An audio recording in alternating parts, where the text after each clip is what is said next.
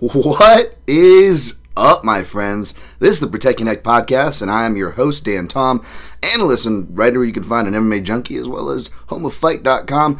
And on this here program, the Protect Your Neck podcast, we break down high-level MMA, and that's what we're going to do here today, tonight. Whenever you're listening to this, hopefully it's before the fight, recording this late Thursday night, and somehow I just nailed it coming out of the gate despite being late and forgetting how to do this damn show.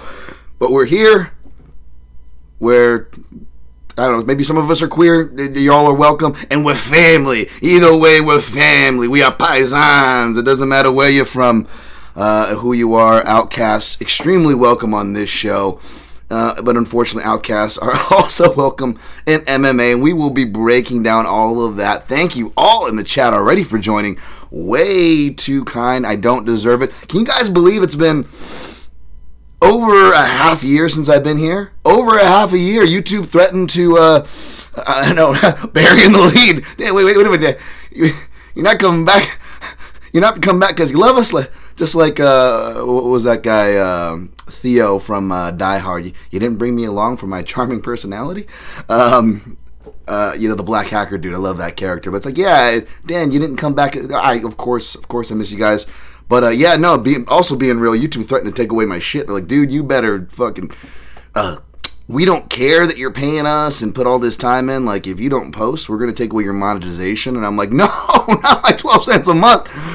So I had to come back and caffeinated for the first time in a minute because I've actually been off I can count the amount of cups of coffee I've had this year on one hand. I don't know how my voice is sounding, guys. Let me know. I'm just glad I have one. Not going to get into it. Your boy had a cancer scare. Actually, that wasn't even why I left, and I'm not going to get into all that. I want to bring the mood. I'm excited to be back. It's a great fight, UFC 314. Of course, we're going to break it down from top to bottom. If you're listening in the future, be sure to check the timestamps. I'm still going to do those. I'm still going to trouble myself, even though this is a potential one and done. But whether it's a one and done or whether, I am back, which I'm definitely not promising that, folks, and I'm glad we have a week break after this. I will say, does that still count as like an MMA retirement, whether I come back or not? Because it's been a half year. And also, is that a pretty decent MMA retirement a half year, right? I mean, we've seen fighters go, like 2 weeks and shit before they come back. At least I stayed away for a half year. I don't know if that's like it's a thing we laugh at and we should laugh at, obviously, but at the same time, it's so bad, MMA retirements, that it's like, dude, did I do a good job with like over half a year? You know what I'm saying? Anyways, let me know in the chat or don't. But I imagine you guys, man, I even missed the bad stuff, so I ain't even worried about it. But you guys are just loading me with positives. I'm going to get to you guys as much as I can. Even though it'll make the show longer. I mean, it's not like I've been around for a minute. So let me post this. One thing I did do, got my post ready. I'm now breaking down 314. I know I'm late. But thank you guys for the shouts. Really, really good to see you guys. I'm not going to go over too much of any results of last week in that normal format usually we would do here. This is episode 413. If you go backwards, that's 314. So we brought the show back at episode 413 for 314. Little Dan, nobody cares. Weirdly special ed like you with the numbers. Sorry, I'm not hating on my fellow special ed brothers and sisters out there. You know what I'm saying? Hey, got a lot of analysis. I actually did a ton of tape. I was trying to do this all early. I was like, dude, I might even get like fluid thoughts out for you guys on Tuesday, and then I only got it on like my normal pushing it Wednesday wee hours of the Thursday morning for you guys. But that was up, and I put a lot of extra effort in that one. Brought back a lot of the gifts over there. We got the Bob Hoskins of MMA back. Of course, Alexander Volkanovski is going to be headlining this card. But before I go, I want to give you guys your boy's been struggling. I'm not going to get into it too much, but like I haven't been great, and in many ways, and I'm just talking about my obvious like results, which have been good recently. We're going to look to close strong. We went 2 in a row. We're going to look to go 3 in a row. We're in striking distance of being in black for the year. Of course, all time's another story, but there is to be glory, right? We've come real close. One thing I have learned throughout these trials and tribulations, as I queue up your guys' comments here, and then we'll get to the breakdowns, I promise, is that and this is kind of a card that really challenges it, right? It really takes, as much as I make fun of MMA gambling Twitter's biases, which I got some of the nicest messages actually did come from MMA gambling Twitter. Shout out to my guy Pepe Silva. I think he's like live now, or going to be live later with the fight numbers guys. But I got some really nice messages from you guys and whatnot. But one of the things I've learned is as much as we're going to talk about biases and certain things, is that your boy here obviously was doubting himself, and is very normal and traceable things, but in and out of the game, like just doubting myself, right? So really, not that I wasn't working myself, for the last few years, and consider myself somebody who always tries to work on myself or be somewhat self-aware, as all my silliness, right? But no, really trying to do that. So that's kind of what I've been doing. And as far as like the MMA part of that goes, we're really tested as far as like our personal biases, our trust in ourselves, and our reads, because this whole card down is basically, and everyone I've been saying this to is like, oh yeah, I was talking to like the Sirius XM producers.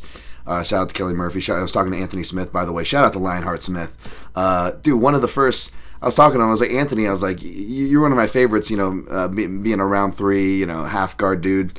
But like, you were one of the first to like shout out this here podcast, the Protect Your Neck podcast. So I always got a soft spot for Anthony Smith. And I was kind of laughing. I'm like, I know I'm kind of all over the place, folks. Forgive me. Dan, I will get back on the pathway. I will find my way back.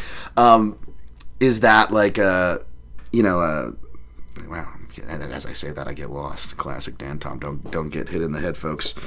But yeah, it was really just super kind of him to have me on. And as much as I might like, beat myself up or be like, oh, nobody wants to play with me. Like, there are people in this industry that respect me. I don't know why they do, but they do. And I know that on the other hand of that coin, perhaps I'm not, maybe like friends with like the most popular people, for one reason or another, mostly unfair, especially when you're talking about guys like the Brad Tavareses and Julian Marquezes of the world. And as much as old Dan Tom here trashes the bigger weight divisions, like most of my friends or personal contacts, people in close, they're all like middleweights or heavyweights for the most part, I feel like, or light heavyweights in this case of Anthony Smith. We'll talk about Michael Chandler, who is also on this card. And now he is, oddly enough, despite having Bryce freaking Mitchell on the card, like, I feel like Michael Chandler has been getting the most slop on the timeline, especially now since, Bryce Mitchell, the pro-Hitler guy, won some fans back by, check notes, flexing on killing dogs. This fucking space, man. Okay, I don't miss that part of the space, obviously, but you guys... I'm sure you breathe through your mouths, but you're not mouth breathers, and that's why I appreciate you being here. Let's see who's in the chat. We got follow Rob Thomas. Well, shit. If it ain't lazy beds up in here. Aaron B. Hell to the yes. Thank you, Aaron B. Good to see you. Appreciate you. Brandon. Oh my guy, Brandon G. We got Dan Tom's return. John Atlas. Let's fucking go. What up, John? Oh my guy, Fenyo. Already waited. We so back. What up, Fenyo? I hope. And there's another thing too. By the way, I'm conscientious of like what shows are going on now, because like so much, and it's cool because the shows that I will watch, out of my guy Fenyo, Chronic Combat, or this or that, like it's so cool to see you guys like the James Kendricks, the Ghosts, everybody that I don't deserve the anointment, but that anointing themselves, PYM boys, like seeing them like stay together and like support certain people, especially like really cool people like my guy Fenyo is really fucking cool, man. Support Fenyo at FenyoXSky on Twitter. You guys already know he's the man. He's like family here. You got Dan Mack. This is not a drill. PYN is back, baby. That's right. Hey, speak of the devil, we got Chronic Combat Conversations. Did you guys already go live or whatnot? I forget. I hope I'm not overlapping with you guys too much, and I look forward. You guys are a dessert podcast, so I look forward to seeing you guys later. MMA Plays in the house. I'm so giddy right now. I just got off work, at least an hour driveless. Oh, thanks, man. Appreciate you. If you're the same MMA Plays on Instagram as well, nice dude. What the nostalgia Thursday night? Protect you. Yep, that's right. All right. Oh, I have to say the Super Mario Avi. That's right. I've been away for so long, guys. We got Lazy Bed in here. We got Dan Mack with the super chat. Way too kind. Again, you guys are way too kind on that. And that's another thing, too. I've still been active on my Substack, but if you guys notice, I paused payments.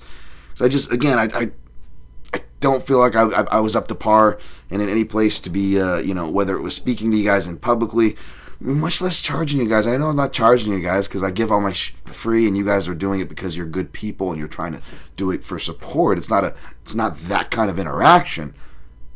But my weird conscience, I push money away. It's terrible. So forgive me for like being weird about it, but trust me, I'm very grateful for it. Thank you, Dan Mack. Dan Mack says, Dan, you absolute legend. I'll be sleeping by the time you're live, but POIN rides again, and I hope everyone enjoys / appreciates the pick / plays tonight. Where's Nate Diaz? Oh, you guys are missing the fucking... Nate Diaz is in the fucking Southpaw report. Of course, Dan Tom edited the part out where he dropped Jim with a cross. He said it was made the last cut. I don't fucking think so. You know how Dan is, and his fucking bias, Luckily, I'm a Southpaw, otherwise he'd fucking... Nate Diaz, I fucking know who you are there. That was for you guys. I don't know if you guys missed the Tanner Bowser. Well, he hasn't been fighting, I guess, in the UFC, but you know what I mean. I will have a little bit of a kind of a Mick Parkin parallel shout out there for the Northern English fans. I think I found his Mick Parkin's walkout song, by the way, guys. Oh, you don't help me walk. Oh, you. Sorry, he's probably the really nicest guy. I don't know why I make him sound like the stupidest British man in the world. Shout out to the Pod Yourself a Gun. Pod Yourself the Wire, I would say, but your boy here finally caught up with The Sopranos, by the way. So now I'm going through the Pod Yourself the Gun podcast. Which is great. I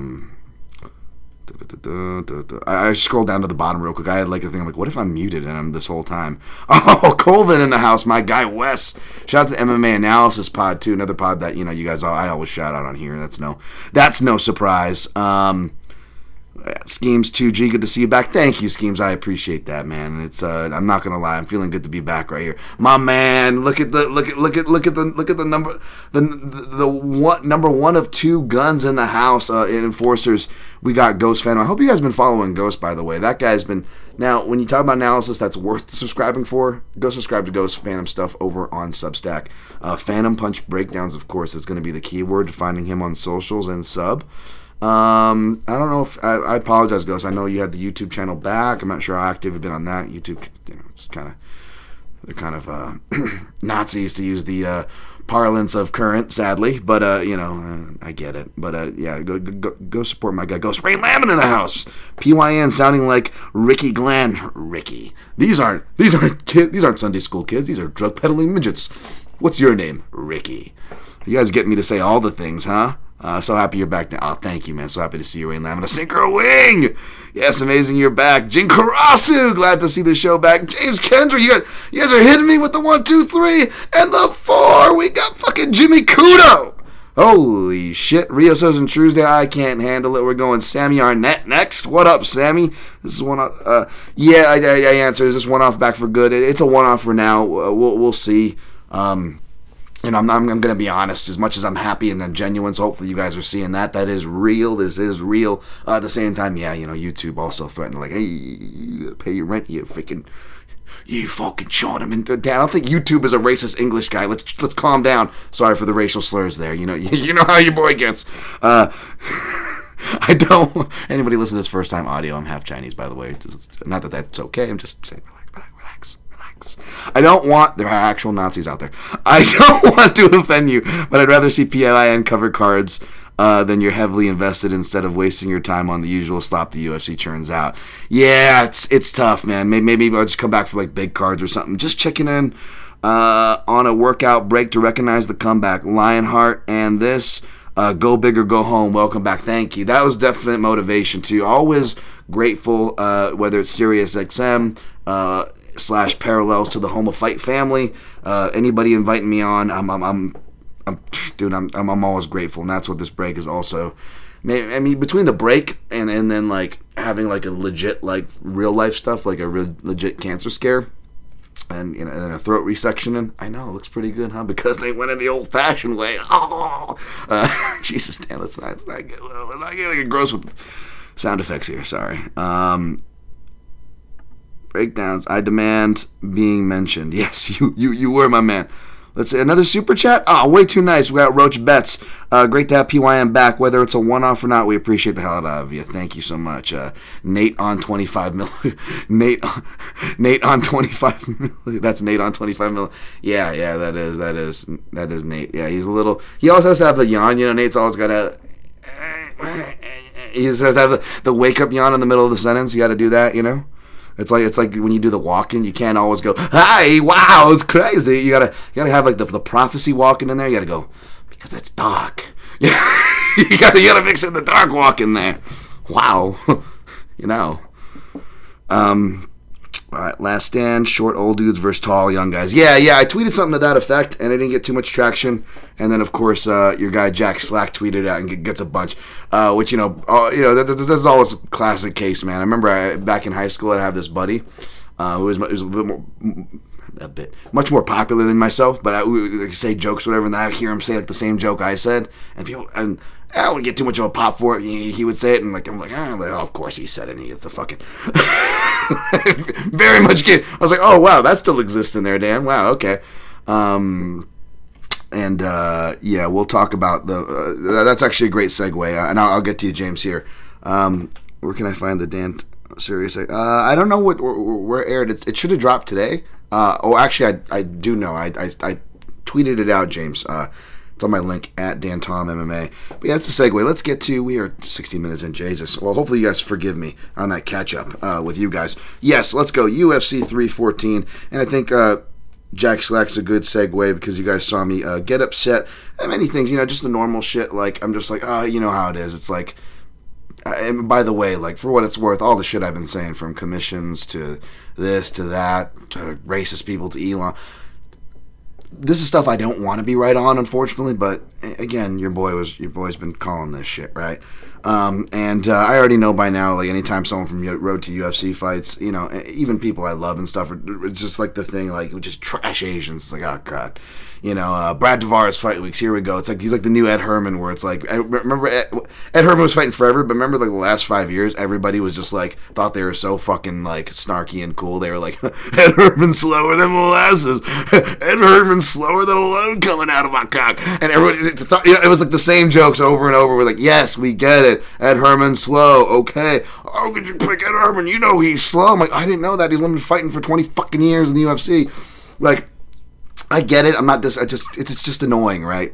I guess we can add fighters with ticks to that. Just hear him, and it wasn't like ill. It was just like the same stupid stuff where it's just like like,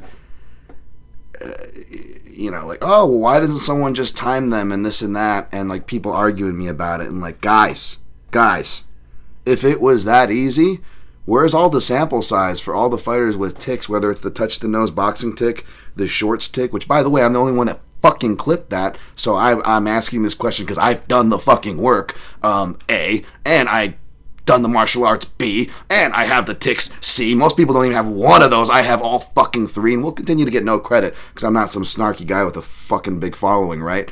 But yeah, coming from me, it doesn't matter because the only person you can find it is when Darren Till fought Robert Whittaker. And Robert Whittaker took advantage of his Muay Thai tick, right? But he didn't do it the rest of the fight. He didn't mention it to or from or since. It's been forever. Darren Till's well out of the U.S. There's no mention of it.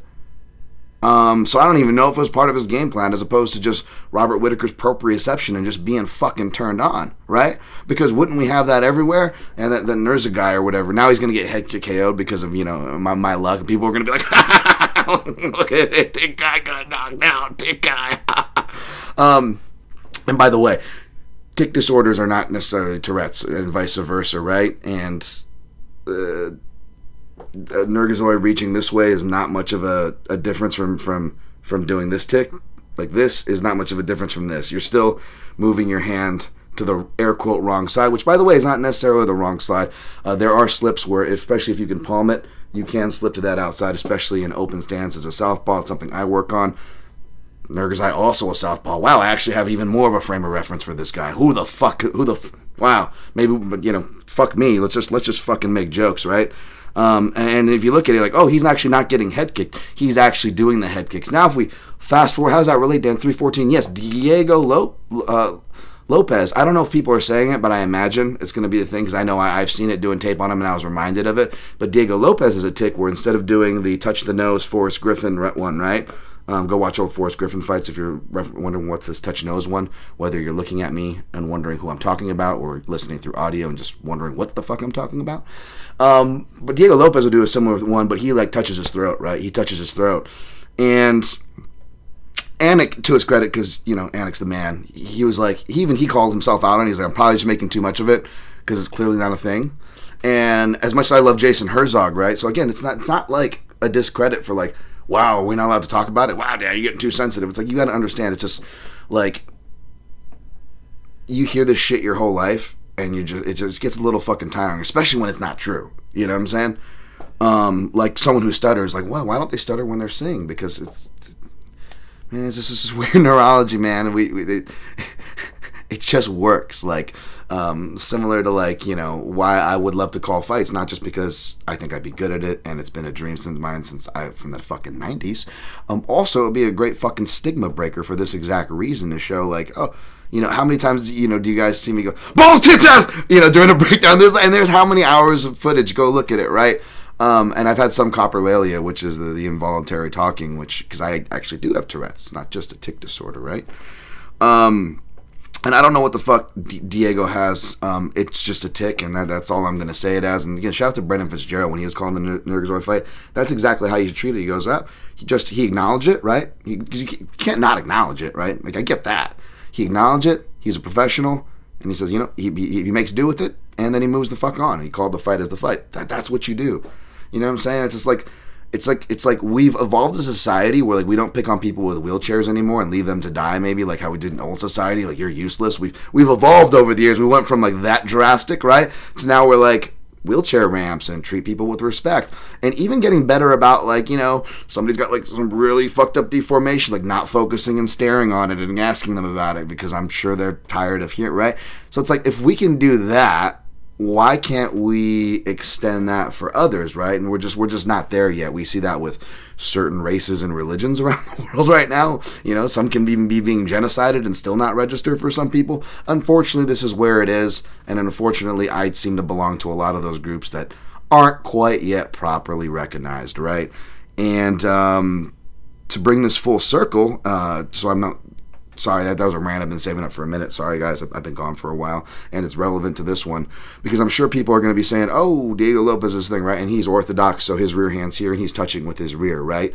And he's touching with his rear. Okay, where's people timing that? Well, I couldn't find it. In fact, I actually went through all of Diego Lopes' fucking tape, even I think back through his Lux fighting, and just through, you know, a basic forensic breakdown, which doesn't determine winners, and I never claim that, but it is pretty useful for a lot of stuff, especially shit like this.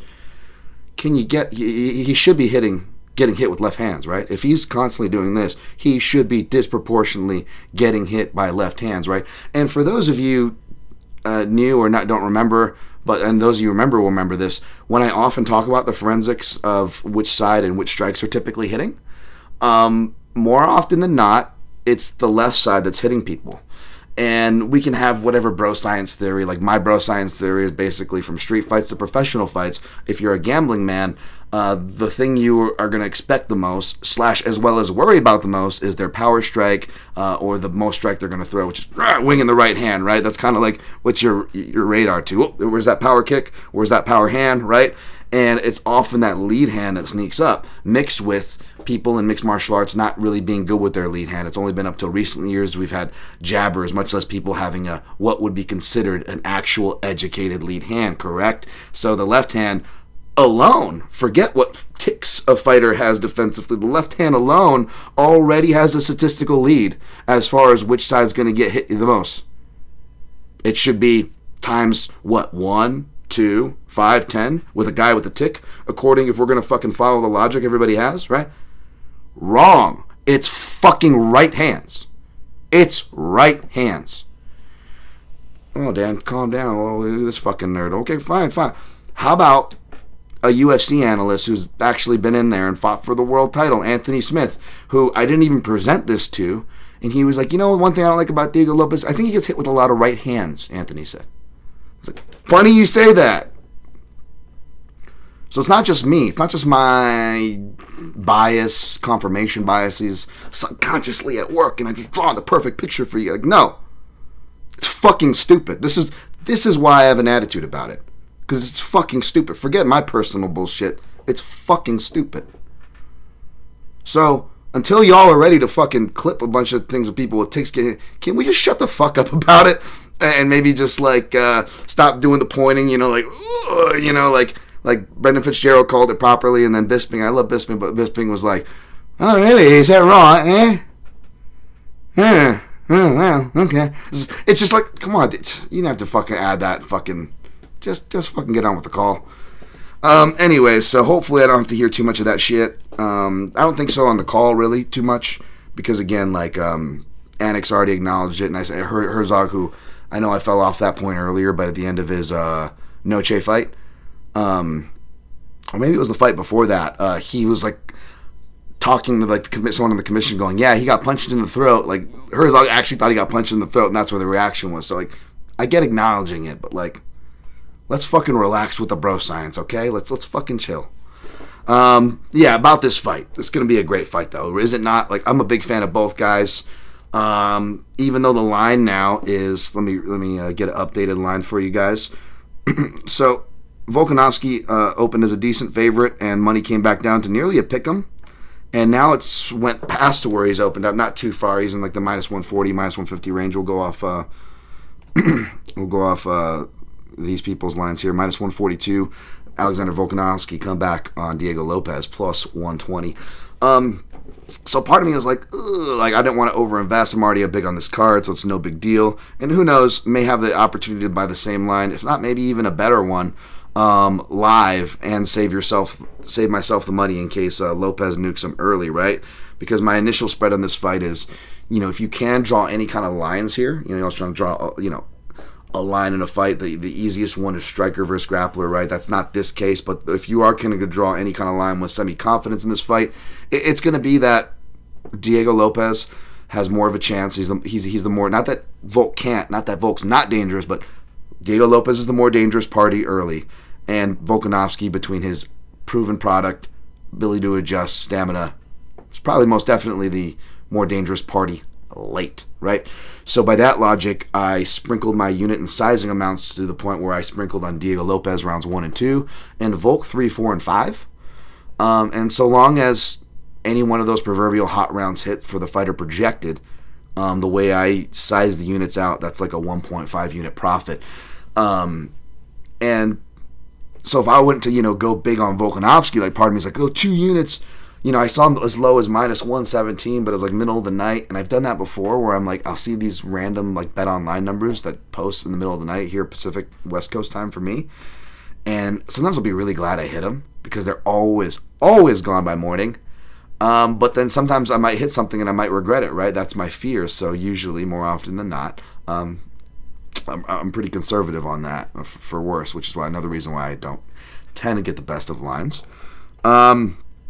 That being said, minus 150 and below, as I always say, bringing back my old saying, so I'm remembering it too, folks, staying consistent, keeping that same energy. But as I always say, around minus 150 or under is like playable chalk for me.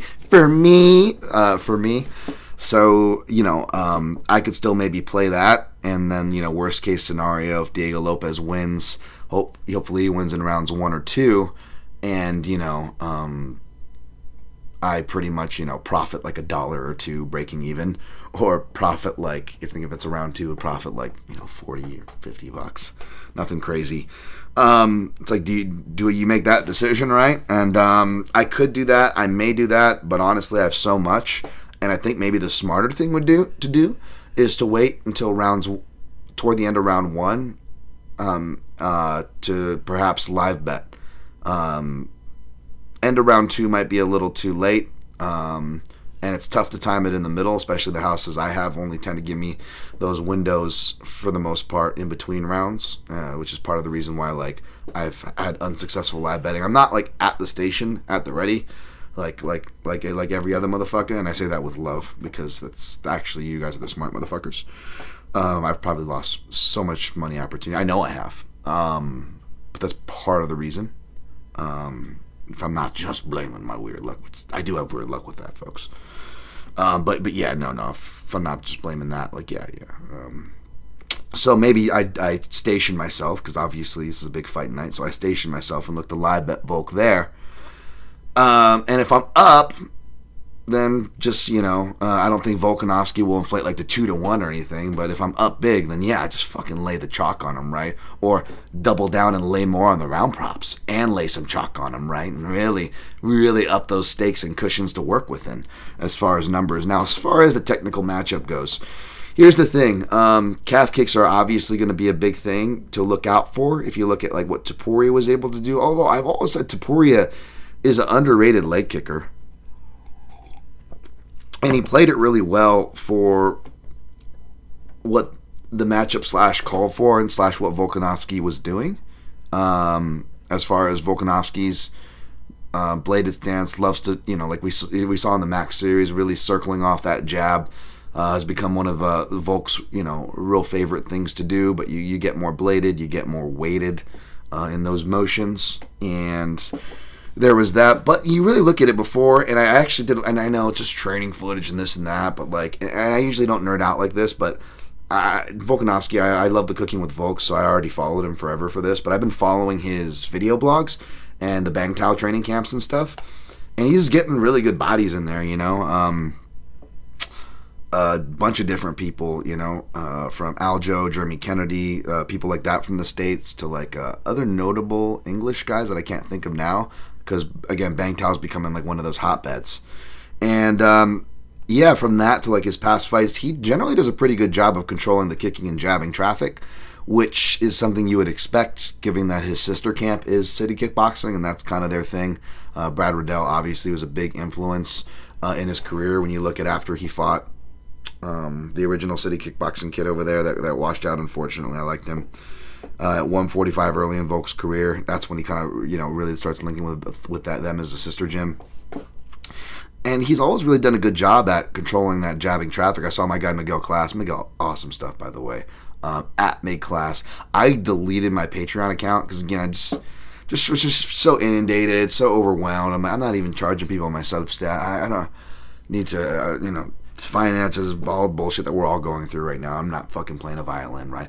But like, yeah, I was like, fuck. So I kind of took out my Patreon account, and I was only subscribed to a couple people, but subscribe to them, by the way, But yeah, like, shout out to my guy at Mid Class, definitely worth your support. And he had that Volkanovski. He's like a clip. He's like, hey, Volk can still do this, and he was circling and jabbing like I was talking about. And I think that's going to be a big key, because the right hand, just like my guy Anthony Smith was saying, and I agreed with, it's going to be real big. And Volk's got a really good right hand coming forward. He can counter with it. He can jab with it from southpaw, which jabbing in general is going to be good, but I think southpaw jabs really fuck Diego up. And also he has those, like, I remember I highlighted, I think I still have it timestamped in my head, either round 1 or round 2. I believe the timestamp is 2:21. Volkanovski versus Ortega, and he has this beautiful timing on the I think it's like a right leg kick, right hand, or a right hand, right leg kick. And it's not like your karate style, by the way, which we'll talk about with like Krylov, as far as that kicking to counterbalancing, where you like Machida or R.I.P. Elias Theodorou, they would kick from the rear and then counterbalance with the left cross from the same side, right, from southpaw. It wasn't like that, but it just kind of just showed, like, just all the variety of Volkanovski had. He's always had a good right hand or whatever, but he just, much more educated with it, to use that word again. And I think that's going to be really, really live here. And Lopez has a pretty good chin. He's been in there with some hitters. You got to remember that Brito fight, it was on short. That was another short notice one for Lopez, right? It's tough. Like, we've seen him, like, do bad and get wrestled against Brito and Mavzar Evloev, right? But those were both short notice fights. You got to have those caveats. Of course, Brito did every foul in the game. It was one of the dirtiest fights ever, right? So you have to have that caveat. And even with the Ige fight, where it's a really bad look, don't get me wrong, round 3 just kind of falling apart there. We'll talk about falling apart in round 3 against people you shouldn't when we talk about Paddy Volkanovski-Lopes. But yeah, like that was a bad look. But also there's a caveat there we have to say in Lopez's defense, where he had to weigh in multiple times. We often talk about the fighter stepping up short notice, but we don't talk about the sacrifice of the fighter who, granted, was preparing for the date, but now is a completely different stylistic opponent. The mental, which really fucks with you, those letdown spots, right, we often talk about. So I do want to cut Lopez a break there too, right? But at the same time, after you cut him breaks there, and outside of looking at, going way back to lower sample size, way further away, different training circumstances, fights, so on and so forth, it becomes pretty clear. It's first round or bust, or 7 or 8 minute mark is what I kind of put in my breakdown. I feel like that's when Volkanovski's chances on paper jump up exponentially. At that 7 to 8 minute mark is what you're going to be waiting for if you're holding the Volk ticket, right, or you're the Volk fan. And yeah, the takedowns I think are going to be there. Lopez did show improvements. Like, I really liked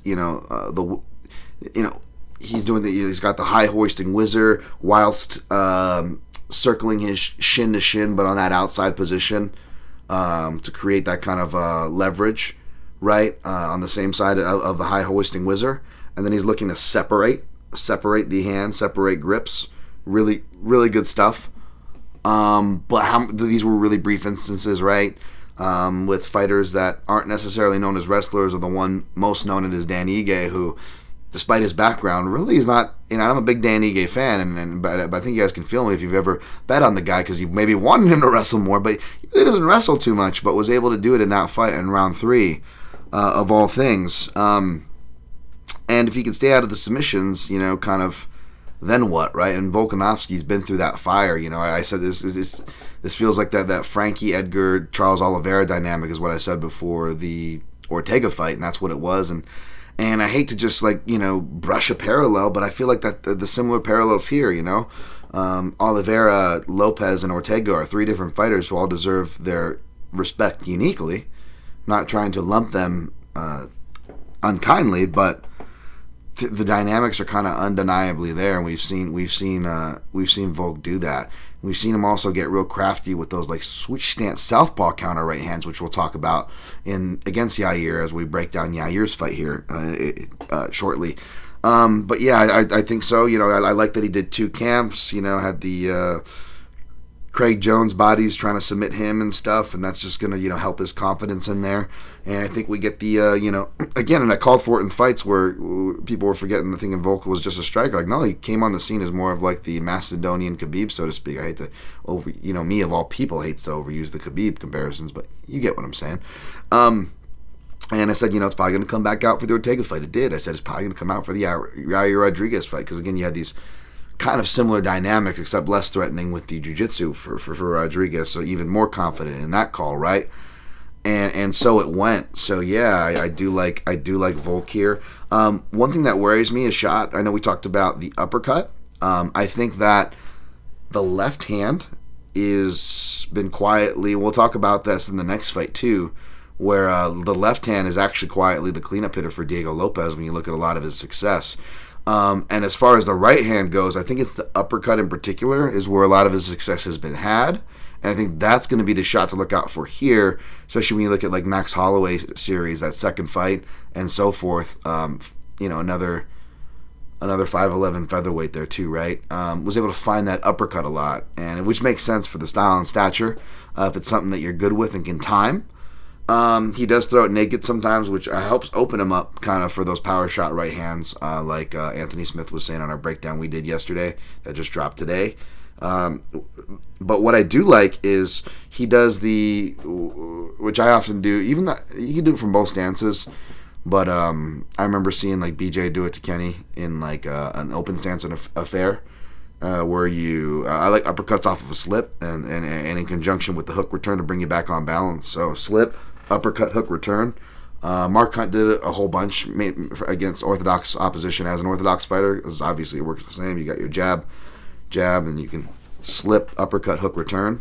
And And I think that's going to be something to look out for, especially with the collar ties. Volk's really good in the clinch, and arguably has more threats when you look at his inside trips and what he can do from top, and the fact that he might not be at a disadvantage going to the ground with a guy like Lopes, right? That being said, Lopes can knock you the F out from there.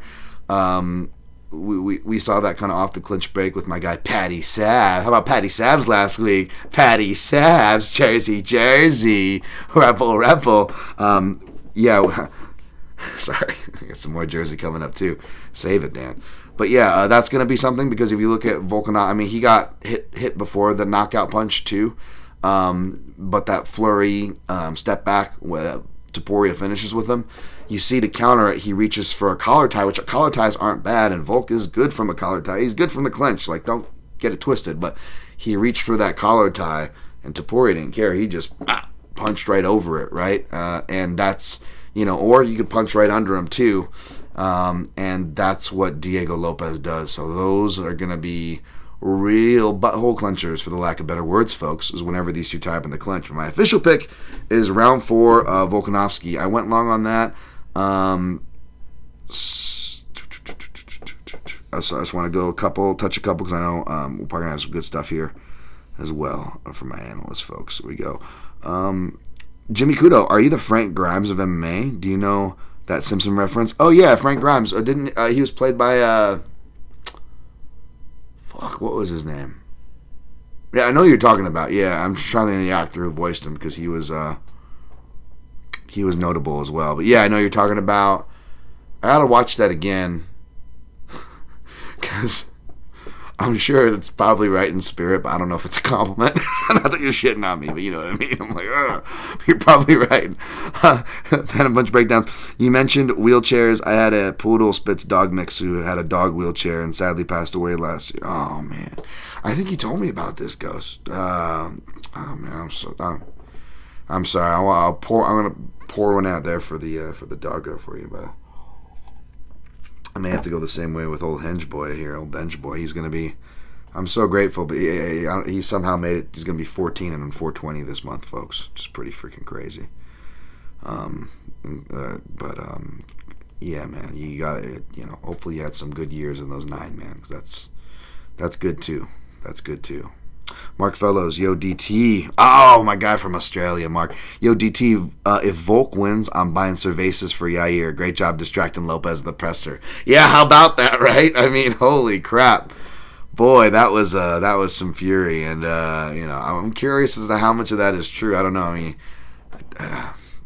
trying to be more careful and more respectful and all that stuff to keep that same energy myself, folks. But yeah, you guys know how my feelings / suspicions on Yair. Doesn't seem like seems like a kind of a stubborn guy, which translates to the analysis part. We'll get to that later, though. Rios isn't Truesdale. Diego Lopes is a K-guard user. Yeah.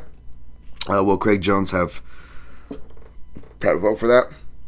I'm pretty sure I've seen Craig Jones use some of that stuff, but I mean, I'd hope so. I mean, Craig Jones just seems like such a joker, where it's just like, I don't know if this is just me. I like the guy or whatever. He seems, cool, minus the Zuck stuff, by the way. Now he's working with Zuck, and it's like, oh, come on, man.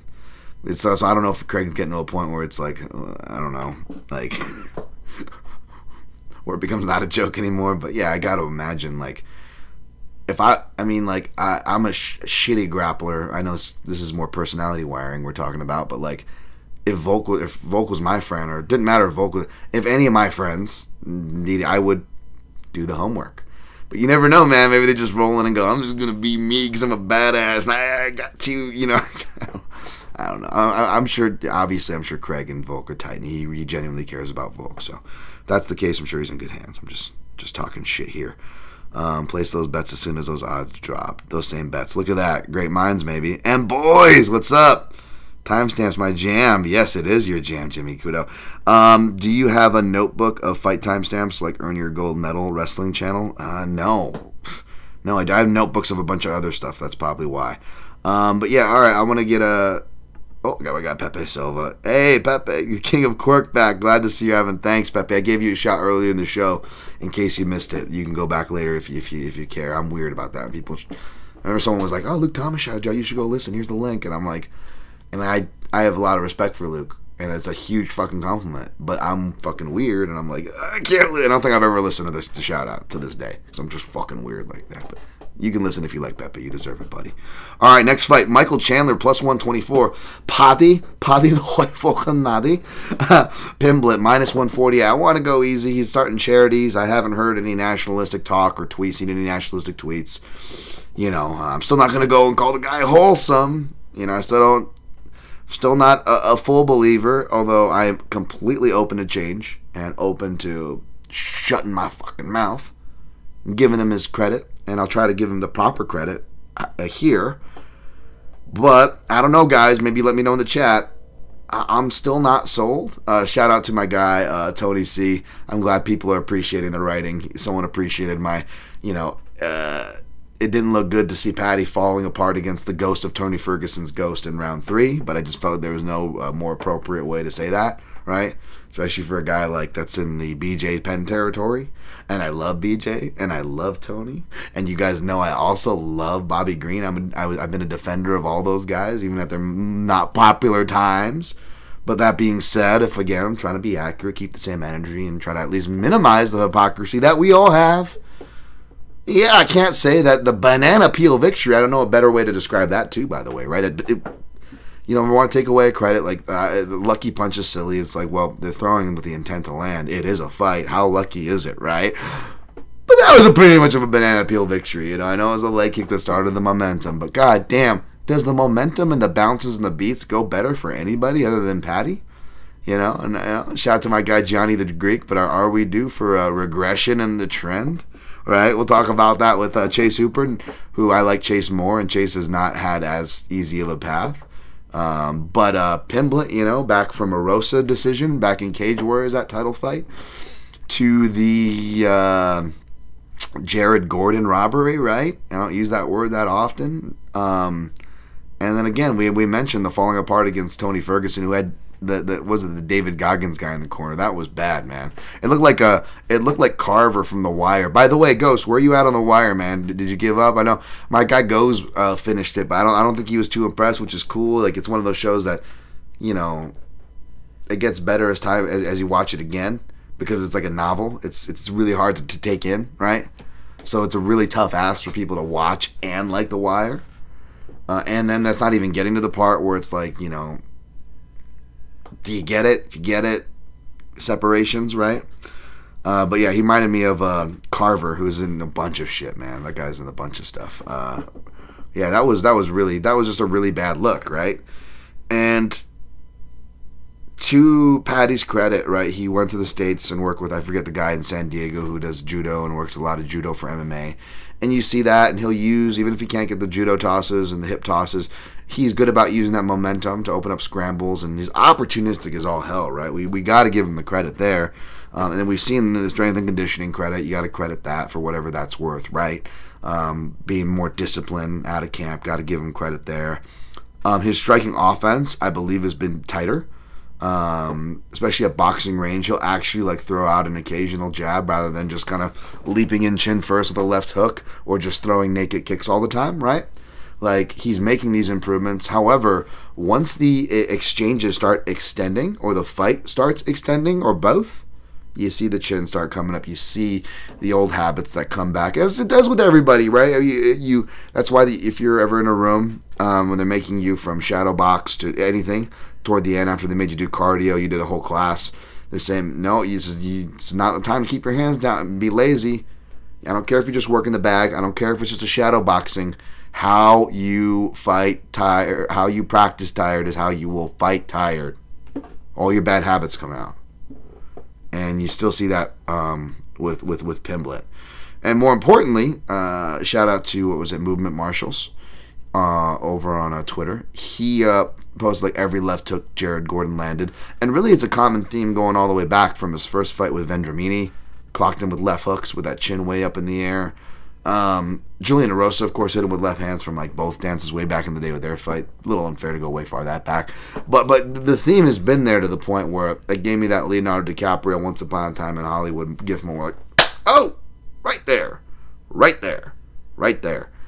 Because like I was saying with Diego Lopes, Michael Chandler since knocking out Benson Henderson from a southpaw stance in their rematch in his last fight before coming over to the UFC. His left hand, as it was after that against Dan Hooker, and had play against guys like Gaethje, and even say what you will about Chandler at his most advanced age, as reckless as ever, as untrustworthy as ever, as cheating as ever. I don't disagree with any of these things.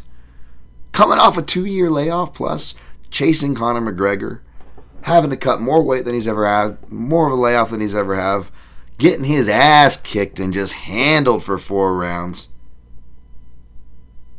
And he didn't fall apart like Paddy did in like the first 30 seconds. Unprompted, by the way. Like, it was out of nowhere against the ghost of Tony Ferguson. No. He lit up Charles Oliveira and hurt him twice with left hands before using the back of his head for a whack-a-mole. Machine granted. Someone's going to gift that. It's okay. It's not like there's not, Dan Tom jerk-off gifts just going around already. So, I mean, what the fuck, right? But, yeah, even at his worst, he's still landing his left hands. Even at his worst, he's fighting his hardest late. Whereas Pimblett, at his best, with literally everything just laid out for him, from the Graham Boylan treatment to Cage Warriors and into the UFC and on, the judges, the refs, the slips, the falls, the beats and the bounces, they've literally all gone Pimblett's way.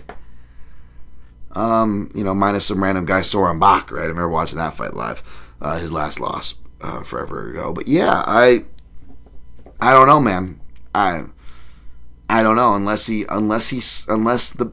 banana peels it, which you'll have plenty of banana peeling time. I mean, Chandler's a guy who like fights like you're just, even in his air quote Bellator prime, he fought and guys that were confident in him more than they should have been, like me. Even me was like, I feel like I'm watching a guy like fighting on banana peels here. Something's gonna happen. You don't know which way it's gonna go. So I get it, and that could definitely happen, which sucks. And I don't want to. It's gonna suck because, two, it's gonna put us in that position where I know Paddy complains, he regurgitates this line everywhere. They're always moving the fucking goalposts, man. Fucking hell. But like this is the kind of, well, that's what happens when you get the easy matchups. Like, the good thing about them, it's like, oh, you're getting a career path, which not a lot of people get in MMA, much less the UFC, right? The bad news is you're going to get a lot of controversy because the spotlight's on you, A, which is enough to get people to shit on you even if you're doing a good job, right? But B, the downside to it again is you're kind of in a lose-lose at the same time, because it's like you lose, it's like, you freak, fraud checked, right? Or if he wins, it's like, yeah, Chandler was washed, and what the hell? Oh, you keep getting these guys at the tail end of their careers. Let's see you have to, So it kind of sucks for those reasons, for sure. But there's no way I can't pick Chandler here. And no matter who it is, when you have the line flip where someone opens as like a minus 130, and then they, minus 135, and now they're plus 135, the line completely flips again, because again, it's older, shorter, proven products, and like, we know how MMA gambling is. I joke, but really that's baked into all the lines. Whether we're having complete line flips, like was it Ige's and Chandler's here, or just people doubling down like they were on Lopez for a bit. They did on Hooper, and they are on Rodriguez, right? Or maybe they didn't flip because these people were already favorites who they like, but they made them wider favorites, right? Because I know I joke and this and that, but again, I joke for a reason, folks. Like, MMA gambler, they get fucking rock hard. Oh, they can't get enough of it. They love it. They get fucking tumescent. They're like, somebody has entered their 30s? Oh, I want to fade them, right? They're like, whoa, height difference? Short Asian guy? Oh, I gotta. They can't fucking help themselves, right? Like, reach advantage? Oh, right? You talk to the actual fighters, are like, even fighters that are like tall and have reach advantages, like Anthony Smith's like, whatever. Shit, like, how many people can fucking use it? Like, it's like, but this is like what people look at, right? They look at those numbers, like the under 35 thing, like, oh, right? Like, they see that because it's so much easier. That's why I always shit on Stats Bros, because it's so much easier to grab a number, especially when you don't have to put context to it, right? And you can make up your own context because numbers can tell a multitude. It's not just a story. It can tell a multitude of stories, which is dangerous. Takes you right in a speculation city, takes you right in a misleading city, especially because, again, these stats are drawn from a faulty well of information. I know I make all the MMA gamblers who praise at the altar of Nate Lateshaw out there like, fuck you, Dad, your stats are gonna win, yeah. Like, heard some dude doing a breakdown, and you could tell he's like really into stats, and he was just like, people watch tape out there, and I came up with the same line the odds makers did. I don't watch tape. Like, it's like, relax, bro, relax. All right, easy. Like, the only reason why I'm insufferable is because stats bros are usually insufferable. I'm sorry, folks. But yeah, like those are the narratives that you see people lean into, and you know what? To their credit, at least the age one, right? The age one is like, I get it. This is combat sports we're talking about, folks. It is a young man's game. Like, there's no denying that. But at the same time, especially between the way the UFC is booking and how the markets are going, how many times have we seen people gas up these giant favorites like Talbot and whatnot, and you know the 40 or the near 40-year-old, I know Emmett failed like the other day, but like we've seen the old guys and the veterans be schooling people. We've seen the undefeated records drop off because, again, and I'm not the only person here, but in my defense, been shouting this forever as someone who covers the Contender Series, folks, they're rushing these products to market. I'm not just trying to say that to sound like some smart stats bro here. Like, it was a truth, guys. I've been saying it for years for a reason. And we're seeing that. And that's why we're seeing, not that Chandler can't lose, but we are seeing a lot of these guys hold the line longer than we think we think they are, right? People are just turning up for checks. We don't know how healthy they are. And that's what I hate about like people getting overly excited about matchups that are impromptu. It's like, like Carlos Pratas and Ian Gary, like props to Gary, like, okay, cool matchup. Cool, like I'm not denying these things, but when it's fucking short notice, even if it's just for one of the guys with a shortened camp, it's annoying. It's like, what are we even getting, this and that. And how many times, back to my original point, relaying it to this co-main event, how many times have we seen people just run and just fucking gas it on these favorites and these hype jobs, right?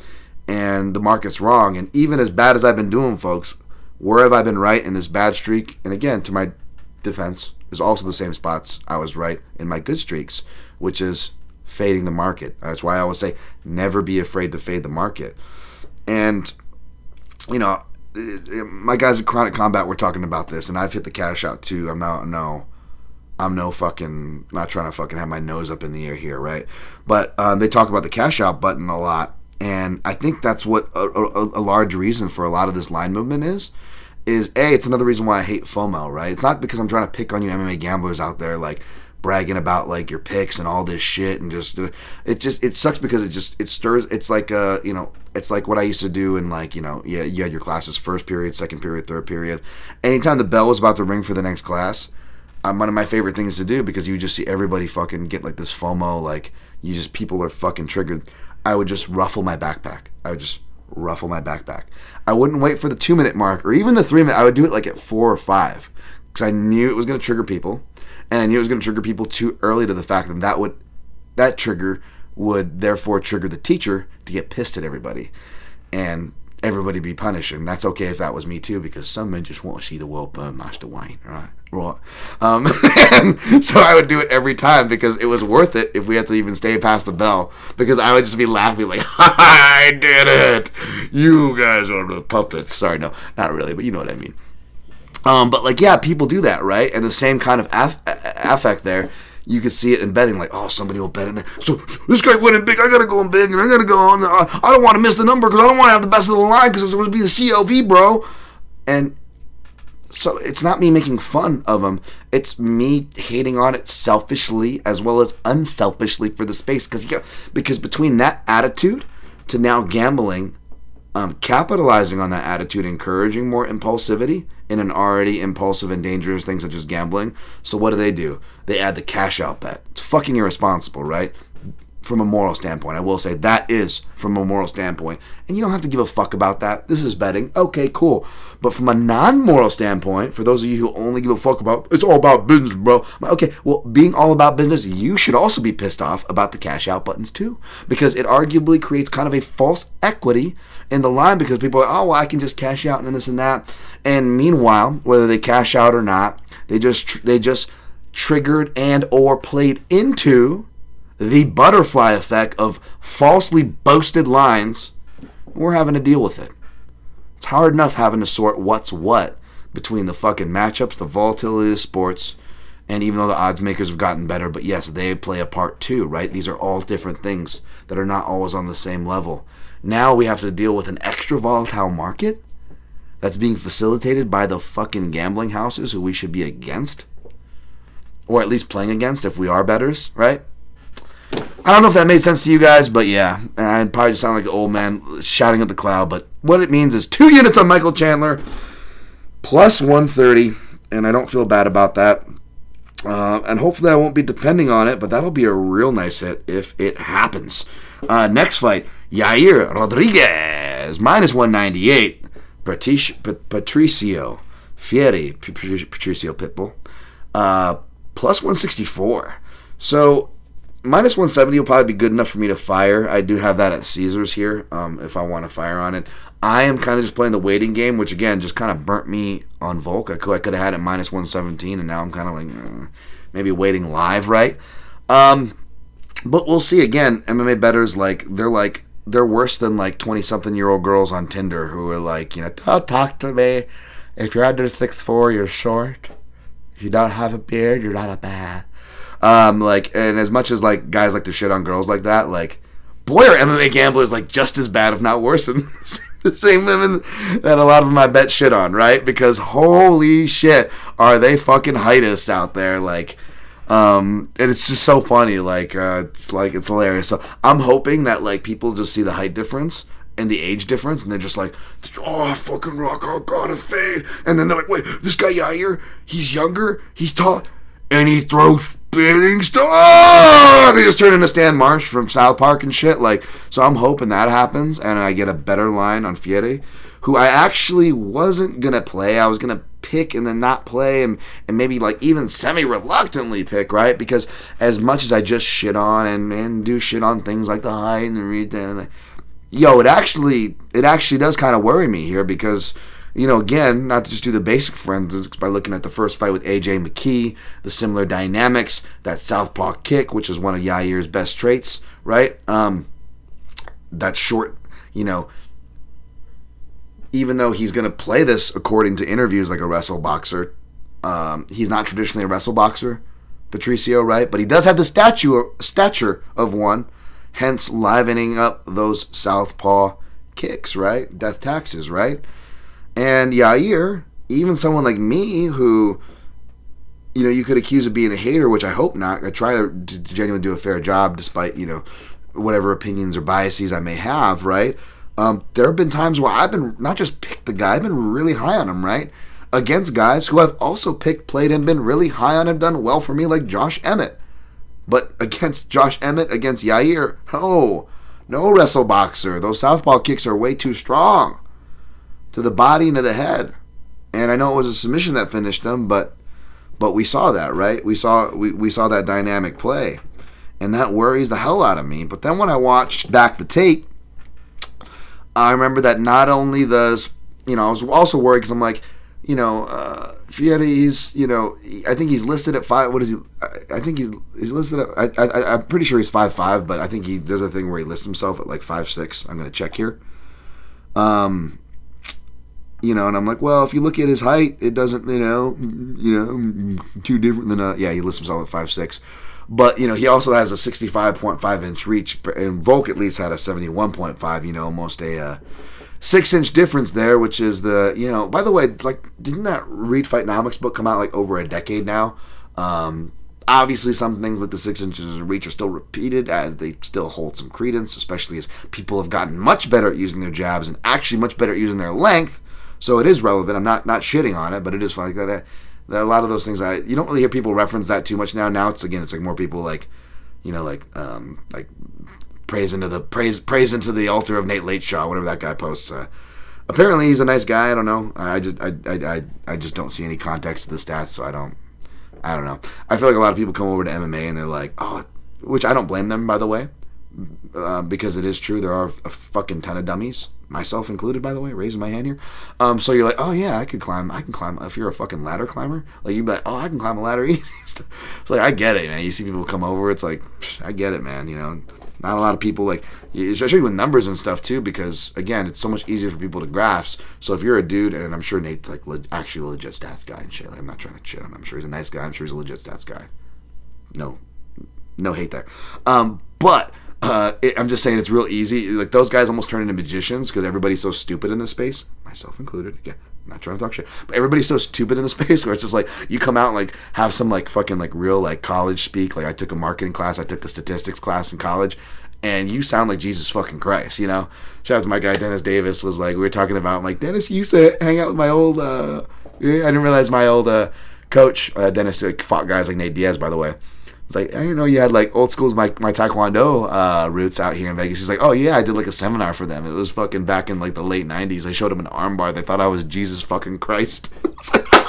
Yes. I love that. So that's the analogy there. But yeah, Pitbull, he doesn't have like the those really shifty boom lead right hook from southpaw counters that were really tagging Yair. But he does have good right hand counters, right? But when I watched the tape, I was like, oh, that's right. He's not just a good counter fighter. In one way, he's a counter fighter in multiple ways. Counters flying knees with takedowns. Catches kicks into punches. Catches kicks into punches and takedowns. Catches kicks into just straight takedowns as opposed to what? Gay takedowns, Dan? He can take the back. You know what I'm saying here. So the point is even though kicks are dangerous, they're also very dangerous for Yair. Again, you know, I'm not the only analyst who talks about it. I know guys like Ryan Wagner. Credit to Jack Slack, even though I was giving him shit for the stupid Nergozoid comments. Credit to him. Credit to my guy Fenyo. I know a bunch more. Miguel, I'm sure, has talked about, but catching kicks, right? It is such a, and I know my guy Ghost has probably put out a bunch of fucking diagrams on and clips on this. Catching kicks is just such a crucial fucking skill in MMA, no matter what your style is, right? Whether you're a grappler or a power puncher, like, counter some fucking kicks, man. You know, when you get good at it, it's like free shit. Like, you know, I love it. And secondly, what swayed me even further was I forgot about Yair Rodriguez. I said he was stubborn before because I didn't want to get to it. I want to like judge the guy personally. But like, if you look at it, like, a lot of your style is your personality, and he seems like a stubborn cat because, you know, he's talking about making changes or whatever, but I don't know how much changes he makes. I'll believe it when I see it. He did admit he was burnt out ahead of this, which I get. But, you know, he's got a serious girlfriend now. He's been doing a lot of traveling. And so I don't know how much changes he's really making. And most of the changes that he elaborated on were like diet and stuff like that. They weren't technique or any of these other things. Doesn't seem like it's mindset because he's still just as emotional as heated as ever, right?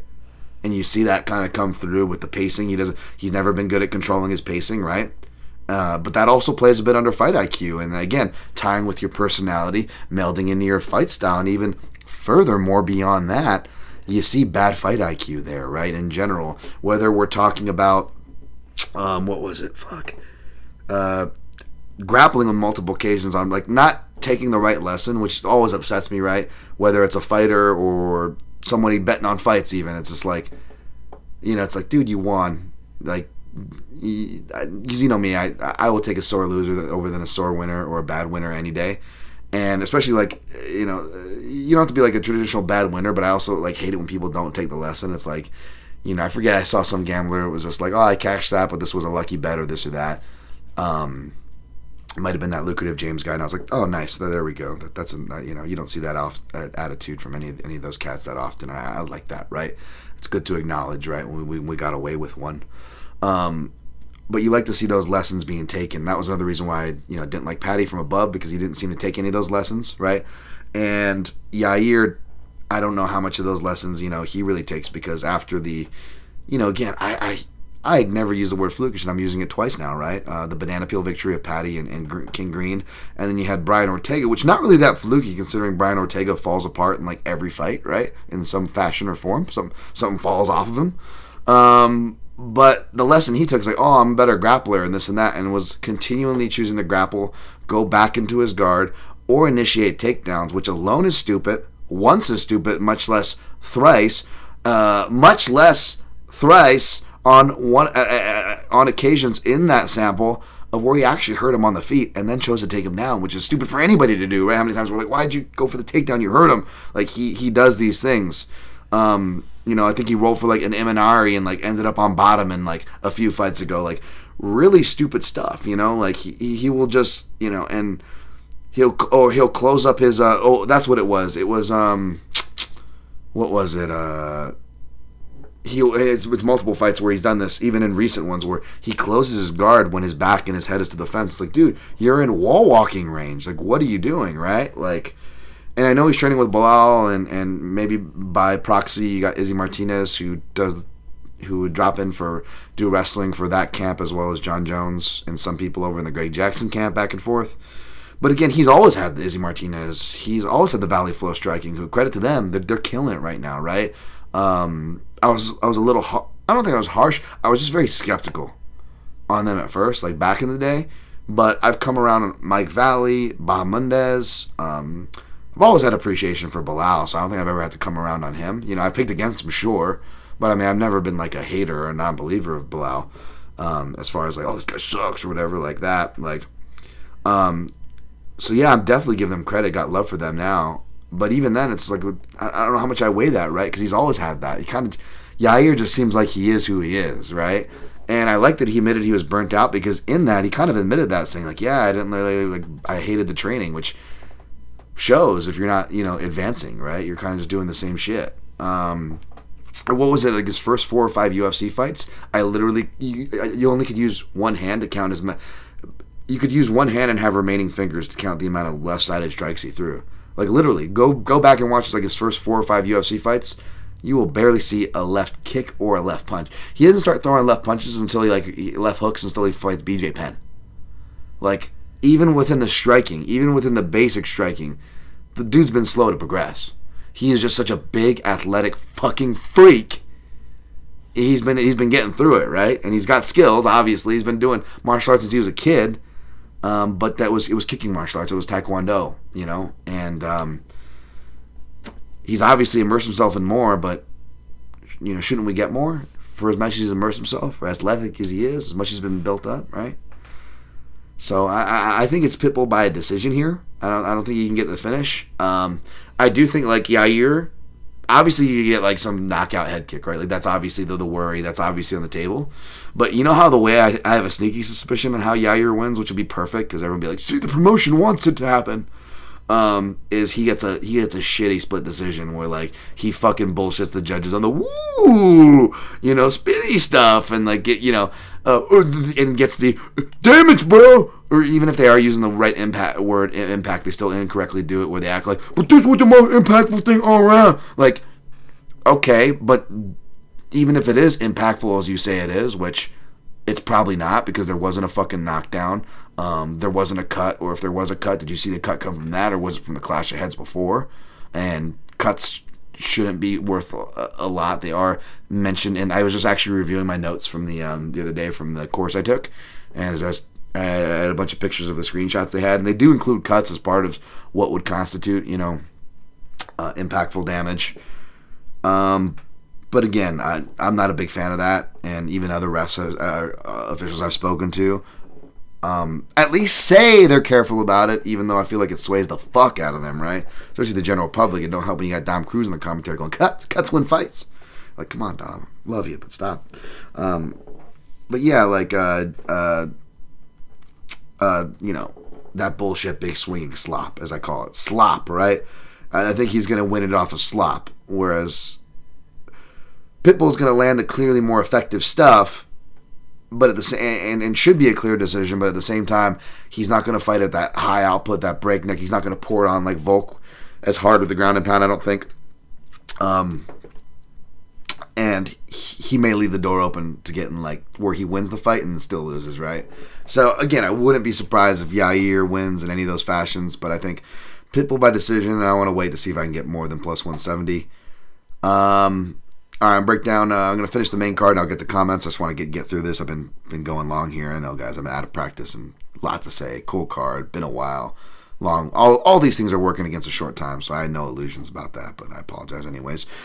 We got, I guess I got to talk about this fight. Bryce Mitchell plus 180. Jean Silva minus 218. So I've been trying not to talk about this stuff. Even like cool stuff and John Silva stuff between a lot of stuff has been great to retweet. A lot of great jokes, right?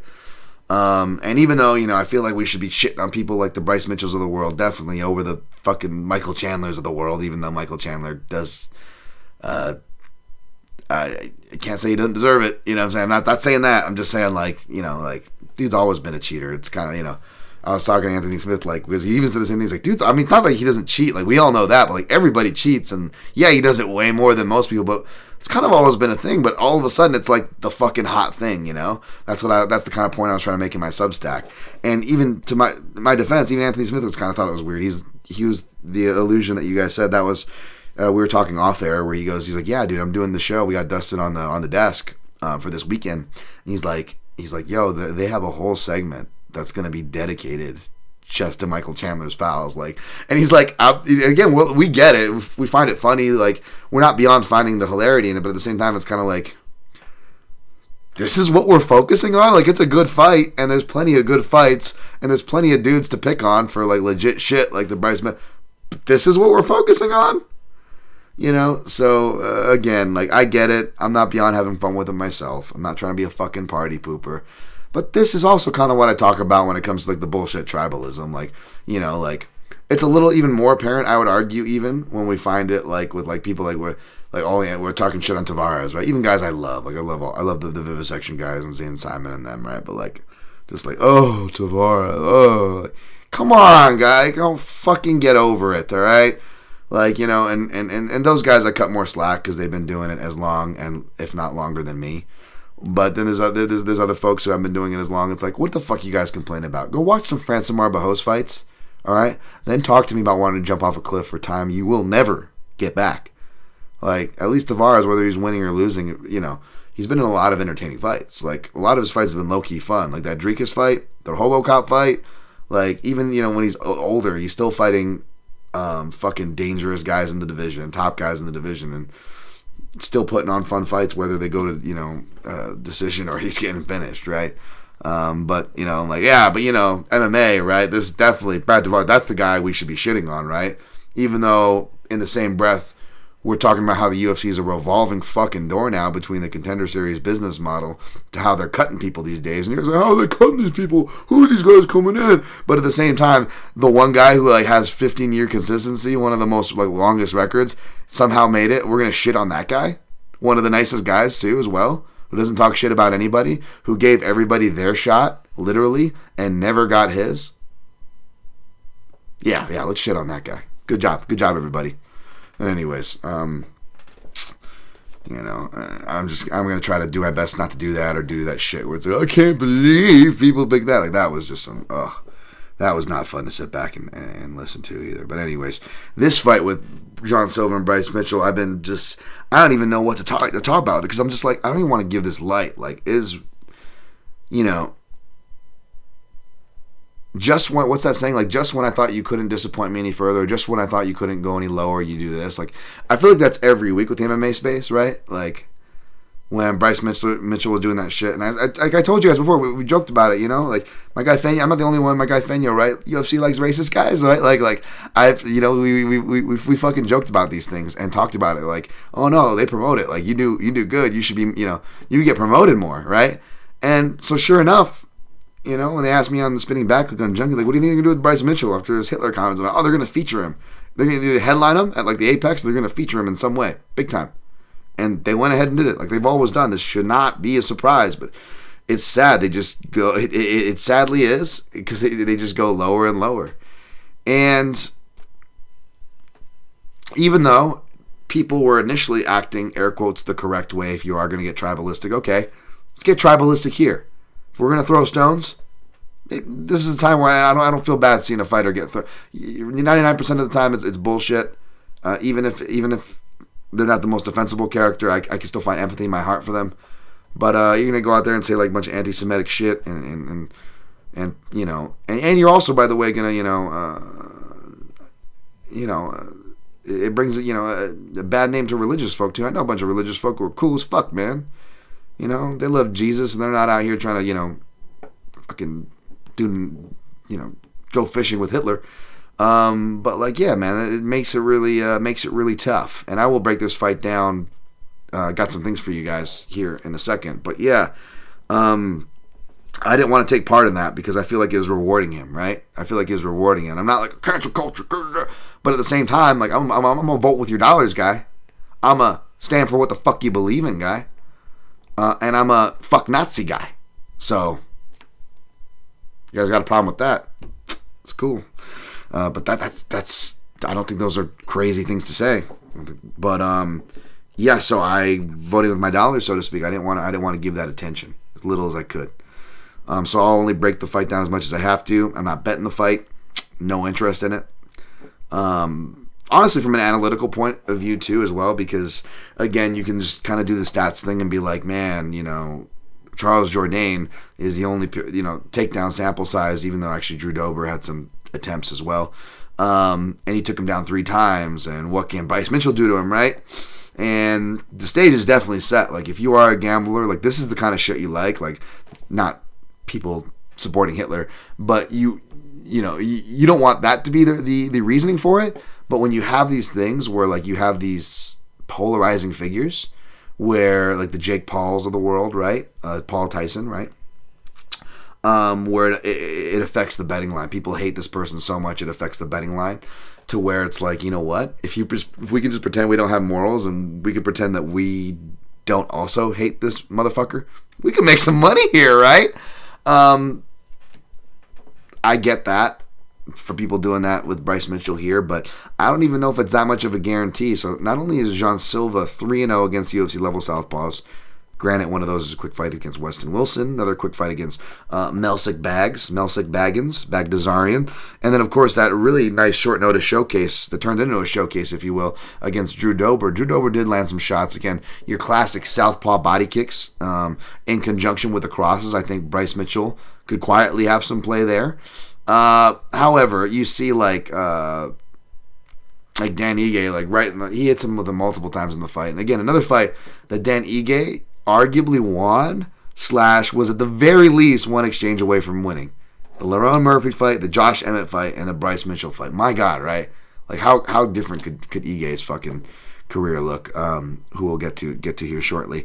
But yeah, you see Ige hit that same loop to it too, and it was even a little more obvious, I dare say, and just crop busted by Bryce Mitchell's eye. I know it was another ground and pound shot that really busted the eye further after that, but even after that, Ige still landing them counter left hooks, and that's going to be there all day. Even some naked fast right hands if you shoot him down the pike fast enough. Been able to land on Mitchell, and of course John Silva has those as well. It's hard. It's like John Silva's super athletic in the size. Like he could, because it wasn't just Ilia Topuria. Like even Dan Ige at a certain point, like just did an underhook and he got a good underhook and just tossed Bryce Mitchell off of him. Because Bryce Mitchell was a guy who used to fight at 35s, folks, and admittedly didn't cut weight for 45 and has been trying to gain weight, so he has to cut weight for 45. And since he said that, doesn't look much bigger to me. And doesn't look that much big at all, to be honest, or imposing, right? And you kind of see that. And he's really not imposing. Like, it's more just like he's had kind of impeccable timing, especially that Barbosa fight. Like, I felt like the timing couldn't have lined up for him any better in that fight, right? But unless he well times you, which he can do, and I wouldn't be surprised if he does, the question is, can he hold John Silva down? John Silva's good about pushing down on the head. He's really athletic about getting back up to his feet. Part of me worried because when I first started watching the early samples, like I didn't see much underhooks. But I think that was more just lackadaisical. He was doing other things. Like he would use, he'd push the head down. He'd have a hoisting overhook. He understand leverages and hand separations. Good balance on a single. I've seen him limp leg before. So it's not that he can't, but it's like, is he just so confident he's being lackadaisical with this shit? Which I think is the case if I had to guess. And if that is the case, then I would also hope that since now he's actually got a fighter who specializes in it, he adjusts accordingly. But yeah, Bryce Mitchell's not too strong. He could just get shucked off, right? Because again, unless he's timing you, most of Bryce Mitchell's entries, whether it's off a single, which Bryce Mitchell does more because he's in open stances, or a double, which I think would be more effective against John Silva. John Silva seems like he's good, back to that balance and athleticism. He seems like he's better, I would say, if I had to guess, at defending the single. But either way, Bryce Mitchell's kind of like Khabib, where even though Khabib actually had the athleticism and strength and size for his division. But it's like Khabib, where he would use the initial side entry not to get you down, but just to push you against the fence. Because Bryce Mitchell, it's mainly like foot trips and scrambles off those trips, getting you, tripping you off the fence. And so where you briefly are debased and in that position where you have to quickly kind of turtle/tripod to regain your base, that's where he's getting in on a single leg ride, for a lack of a better term, or a complete back take if he has his way and his drithers. So that's kind of what I see. So against the cage, it's going to be more hustle than the initial worries. I think as far as first layer, it's more the urgency that's going to decide it, I think, for Jean Silva. But he's shown great things too, like head position, circling off the cage, and using a head position in close and clenching, or when he is throwing that counter hook that I talked about off the top of the technical side of this breakdown. You'll see it. I actually included some of the pivots into the Southpaw report that I'm going to get right back on after doing this. And I'll have it out tomorrow morning, daytime, for you guys via Home of Fight. Check that out for all the context behind not just the stats and the video samples. Because again, I don't just do stats. I don't just do stats that are based off of numbers that are already fucking pulled. I actually go fish these things out myself. I make the clips, and I actually provide fucking context for it. I know, crazy, right? Correct me if I'm wrong, but that's what analysis is. And correct me if I'm wrong, but the real value of numbers is being able to contextualize the numbers, not the value, air quotes, that said, air quotes, numbers represent. Just me. Crazy controversial opinion, apparently. But yeah, I got Jean Silva. I think he is going to. And then Bryce Mitchell's also fighting emotional, which we've never seen. And I think that'll actually play to Jean Silva's hands. So I got Jean Silva here. I think it's going to be, if it does, I don't know. We'll see. For me, I feel like it's either going to be a round 2 knockout or a clear decision for Jean Silva, which sounds crazy. You could say, well, if you're in round 3, something went wrong. I'm like, maybe not. Maybe Bryce Mitchell was just able to survive. But yeah, no, I'm probably going to go round 2 stoppage and staying away from it. All right. Opening up the main card. I don't want to complain because it's such a good card, but it's like, even on a good card, they managed to fuck up the Joe Silva format. And like, we've got 145, awesome 145 fights, right sandwiched around it. But we couldn't open up the main card. And yes, it fucking matters. But in their defense, when they do this shit, whether it's welterweight, middleweight, or light heavyweight, they do pick fights that are going to end in the first round, so they can, like, not that they do, but, in a sense, turn around and be like, see, you fucking hipster Dan, the fuck do you know? We know what we're talking about. Finishes, right? And, well, Dan, they haven't said that to you, but I have said that for a minute, and am I that wrong? Did we not see the UFC Apex account just use the amount of finishes to shit on the criticism from folks like myself? So maybe I'm not coming from nowhere, huh? Maybe I'm not being sensitive. Anyways, we got Dominic Reyes plus 115, Nikita Krylov minus 180. Hard to know where Krylov is after 2 years. He's still young. There is decent miles, but a lot of these were short fights, which made his Southpaw report clipping it pretty easy. Of course, Nikita Krylov is 2-3 against UFC level lefties. He's got a knockout over Walt Harris, and then of course a traded submission wins and losses with Tennessee, OSPP. Misha Serkinov, which was kind of like a grappling back and forth for the most part in there. That's a part of his sample as well. And then his third loss would be to, I forget. Dagestani Stipe Magomed Ankalaev, where he won the first round and was competitive in that fight, right? And I do believe that Krylov is underrated as far as, like, because he can kind of just do everything, and he fights at a crazy pace. He's deceptively durable. He's only been stopped by the giant Soa Paleli. I think it was like a short notice UFC debut, like a 50-pound difference. Like Soa was one of those dudes who was cutting 20 pounds to get to the 265-pound limit, and he like crushed him in like a crucifix position where the ref had to stop it. It was brutal. That's like his only stoppage loss. Not that Reyes can't submit. He actually has a turtle riding game. He was threatening some rear naked chokes in his stoppage of Anthony Smith in his last fight. And he's back to training with his longtime coach, Joe Daddy Stevenson, who knows his way around a choke or two. But yeah, I actually think Reyes can get it done. I'm going to pick Reyes. I'm going to pick him by knockout. I don't think it'll make the round robin, although right now there's a 5th slot open. I've got 4 knockouts. I'm thinking of Volkanovski KO, Chandler KO. No Silva, no Fury. I'm not putting them in there. Maybe Reyes? I don't know. And I don't think I'm going to put the next person in there. But yeah, I'm picking Reyes. The next person, though, I will say, though, is, could get a knockout as well, but by any means necessary. Dan Ige plus 145. Sean Woodson minus 175. I'm sorry, guys. I'll get to you guys after this fight. I said I'd do it after the main card. I'll get to the chat after. Ige opened as a minus 163 favorite, so the line completely flipped. Ige is not old, but he's shorter. He's been around longer. Woodson's the newer, fresher face. And you know what? Woodson's actually low-key been doing some good work, got a quiet winning streak going.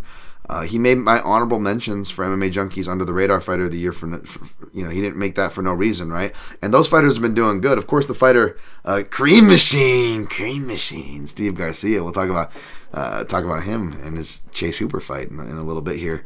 But Cream Machine, unfortunately, got pulled. Maybe fortunately for your Barbosa fans out there from that fight. So we haven't got to see how that aged. But like Jazz Davicius, the other Canadian homie there, Ayman Zahavi, real cool guy. Who else did I put on that list?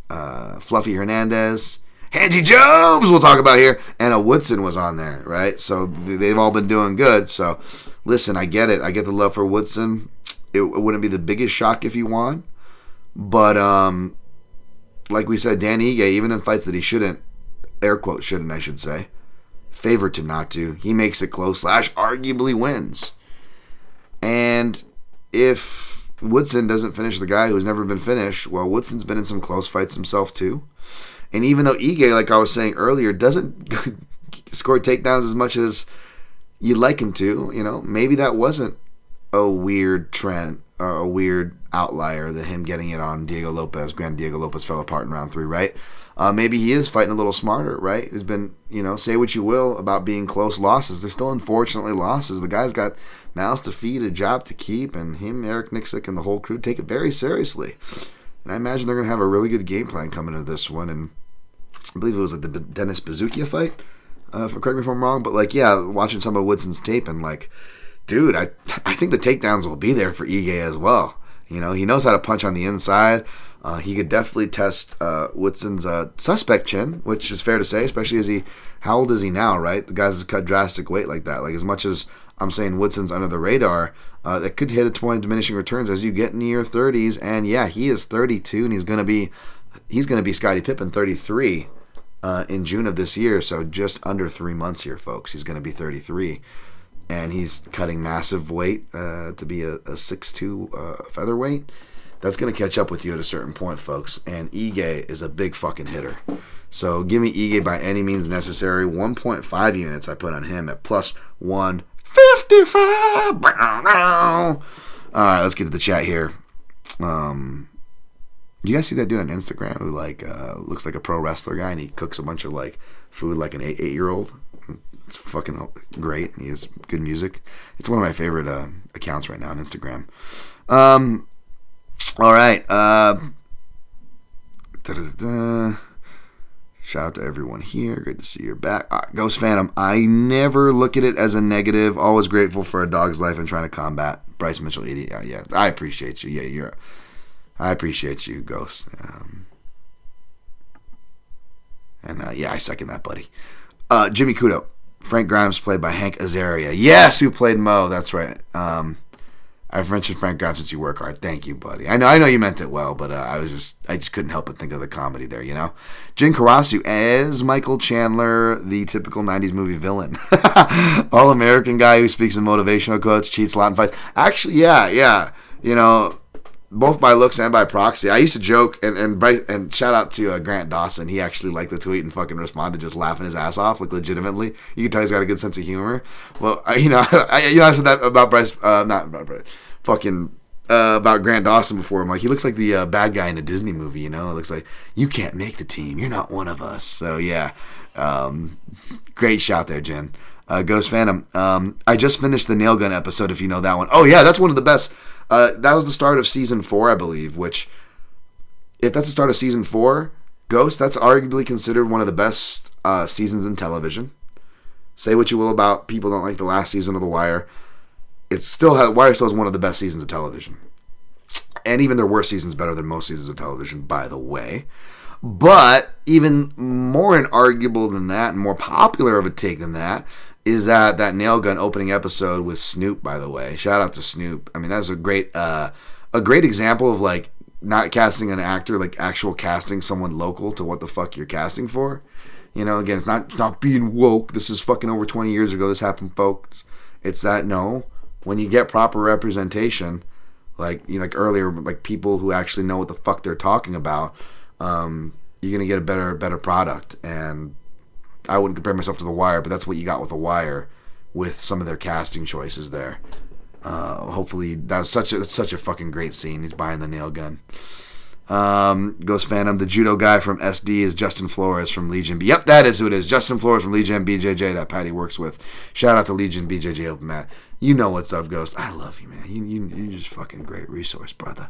Lazy Bed, Scouser Dan Tom doesn't get knocked out. That's right. That's right, man. That's right, mate. We don't fucking get knocked out. Owen Hart's my dad. Why did you turn Scottish there? Jesus, Dan, what the fuck is wrong with you? Throw your kicks, Davey. Throw your kicks. Sorry. Kicks, Davey. Throw your kicks. Billy Ward. When do we get ref assignments for 314? Probably not the day of. And if someone had passed it, he goes, unless it's Beltran, I'm betting on point deduction on plus. You know, I was thinking about that. He says, shout out to Billy Ward, by the way, my guy, fucking Billy Ward. I was thinking about that because Patty sounds like he's actually, you know, to Patty's credit, it's fucking smart. It sounds like he's actually going to have the talk that, like, anybody who fought John Jones should have had, where you go in, you tally up all the fouls and go, look, are we going to actually take a point for this or fucking what, right? Like, I think that's a sharp bet there. I might take a little bit of that myself too, Billy. And if it hits, I will credit you, sir. And if it doesn't, you're more than welcome to blame me, buddy. And by the way, refs, how about Mark Smith, Manic Mark Smith? I hate picking on the refs. This isn't such a nice guy. I gave him a head nod. He gave me a head nod, but I just think that's because I'm Asian and I look like a bunch of different people. When I covered LFA and I show up like in all black like this and like my suit jacket, so they're like, "Is he a grip?" But I saw Sal Diamato, so I was like, hey, what's up, Sal? And I'm just like, Sal doesn't know me that well. I don't think he knows me. I think he thinks I'm someone else. But I also have to be worried because I'm in the mix, folks. Like, I know I'm like self-deprecating Danton, but I've been around for a minute. So maybe they fucking do know me, you know what I'm saying? So, like my guy John Morgan, shout out to John Morgan, always says, don't say anything that you won't say to their face. So, you know, most people break that shit. And I fucking have said some stuff that's sketchy. I'm no better, folks. But I am doing my best. And but I will say, Mark Smith, I was watching something like, it was even just like a stop for like a doctor, like it was for the cut for that Bryce Mitchell-Ige fight. And I just love, like, whether it's like a late fucking Herb Dean like stoppage that you're trying to get there and the guy's like, you know, you're trying to save the guy's life, or it's just like stop for put the mouthpiece back in. Like, if it's at a 1 out of 10 scale, Mark Smith is constantly going at a fucking 12. You know what I'm saying? Like, it's just like, it could be something that calls for like a 1 to 3 out of a 10 scale. You know, like, oh, mouthpiece dropped, and there's actual breaking the action, and it's in the apex, it's quiet, and Mark Smith will be like, apologies for your ears in advance, folks. He'll be like, stop, stop. like Mark, it's so out of nowhere. Like, am I wrong, guys? You get what I'm saying? You guys get that? Weigh in the chat. Do you guys feel that from Mark Smith as well there? He says, Billy Ward says, Patty already saying he's going to talk to the refs ahead of time. Yep, very smart of Patty. Synchro Wing, should the UFC have Michael Chandler speak for them again during Black History Month? Oh, God, dude. I think they just need to shut up during any History Month. Because as much as I complain about them never doing anything for the Asians, like, do we really want them to at this point? Like, you know what I'm saying? Like, I don't know, man. I don't even know. Like, I complain that we don't get representation, and then, like, you know, you look at, like, the representation, like, the others get, and you're like, I don't even know if this ain't even something to be jealous about. Jesus. Pepe Silva, old soggy penis. No, not for me. I knew you'd appreciate that, Pepe. As the reference there, you know, old Dan. Now I have that clip stuck in my head, thanks to you, buddy. But I definitely played into it there. Glad you caught that. James Kendrick, Ghost said on Drake Riggs' Discord that Yair should go southpaw and spam body and head kicks to the open side. That's because Ghost is smart. He continues and says, James says, but it could be risky since Emmanuel Sanchez fight. Pitbull stepped into those kicks. Absolutely. Yep, back to the countering kicks. You guys are both smart. Look at you. Ghost was spot on with that. And your add-on is just as fucking spot on, James. I agree. Great. See, you guys are fucking... That's another thing, too. It's just like, as much as I'm like, I need credit for certain things or whatever. Their tweets get shared more. Like, to be honest, man, like, what I'm saying ain't special. I feel like so many people, like, know what to look for. And whether, you know, if I did play a small part on that, I know the Jack Slacks of the world would play a small part on that, right? For sure. But regardless of how, regardless of how many stupid people there are that will, you know, cheer the pro-Hitler guy for flexing that he kills dogs or whatever, the other side of the space has gotten a lot fucking smarter as well, though, right? To give credit where it's due, and that's to you guys. So... Another reason why I haven't been in a rush to come back. Like, you guys are fine without me. So, not even just me being self-deprecating and depressed, Dan Tom, which I've been. I'm doing better at from climbing out. That aside, let's be honest. I mean, I don't know how much the space is really missing me. You know what I'm saying? Like, there's good analysis all around. Sammy Arnett, what happened to the UFC Code of Conduct? Is it worthless? What is a UFC Code of Conduct? Yeah, it's worthless. Lazy Bed, Dana slapping his wife, suffering no repercussions, seems to have done away with his ability to enforce code of conduct. Yep, absolutely. I'll get to this last question here, and then we'll finish the breakdown. Rhea in Truesdale says, can Yan Xiaonan lose already? She seems to have gotten she beats the champ in the rematch stigma. Apparently, all she needs is a good round in the fight. Apparently, all you need is one good round in a fight where she got finished twice too. Yeah, we'll talk about that here. In fact, let's definitely get to that. Become a title threat shrug emoji to become a title threat. Yeah, yes, connecting those sentences. Yeah, I absolutely pick up what you're putting down, Rio, and let me get to that fight. So I got Ige next fight. Speak of the devil, we got Yan Xiaonan minus 124. Verna Janji I can't even say her name anymore, guys, because fucking Brad Taschuk fucked me up. And Verna HANJI Jobes, according to Brad Taschuk, on my add-on, HANJI Jobes! HANJI Jobes! I know you guys missed that. I know you guys missed the HANJI Jobes.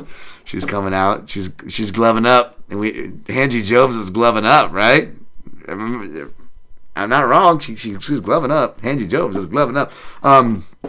Hopefully she doesn't catch too many gloves, like a left hook coming in to put her down, because outside of a one-shotter, I know she doesn't put output on paper if you look at the numbers, but Verna is an effective fighter, and even though it's not the apex, which does worry me, Yan Xiaonan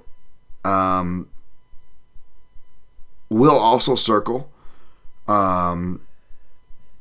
especially if she's getting pressured, right? Whereas Ricci was a grappler, that threat was there, and she was more fencing with her. Sorry, I pulled this up here. And close that window. Was more fencing with her. By the way, shout out to my guy Fenyo. Like, you know, I know, like, getting people getting tribalistic over WMMA and fucking shitting on others definitely is a turnoff for your boy here or whatever, this or that. But that being said, like, I'm not always like a fucking pro clutcher, right? Like, one of my happiest moments in the last 6 months that had nothing to do with me or anything I did or bets I cashed was honestly within the sport was watching Fenyo fucking lose his shit over Ricci getting good because me and Fenyo, nothing personal against Ricci, but booty burglary. We've got very much the same opinions and proclivities, so that was really awesome. So we got to give Yan Jianan credit there, and she was staying in fencing space, but again, it was somebody that was stupidly fencing with her, right? Instead of pressing whatever perceived advantages Ricci was supposed to have. HANJI Jobes isn't pretty, but she's effective. She will push to her advantages. Win or lose, you'll get an honest fight out of her. She's fairly durable, deceptively strong. And yeah, I don't know if she's going to get the sub. Part of me wanted to play her by sub, but I honestly think she could maybe, win a decision here. Hopefully I didn't lose internet, folks, on you guys. 5G topology just went out, that's why. But yeah, no, we're good. So I played HANJI Jobes. It got down to minus 140. I fired on that. I don't think it's going to get lower, so maybe I'll do okay there. But you know me, I don't care about CLV. I just care about cashing on the night, man. And that was playable chalk, so I won another 1.5 there on good old HANJI Jobes. But yeah, let's be honest, like, she could submit her, right? Because Mackenzie Dern, especially me and the PYN boys, not hating on her, but we don't exactly rate her as high and overhype her as high as others. And we're also, the real ones know she got subbed / finished twice by Zhang Weili. And even though Zhang Weili is fucking awesome, and Zhang Weili is Zhang Weili, so I don't want it to come off of a negative when I say that, but if Zhang Weili submitted her, then HANJI Jobes can submit her, right?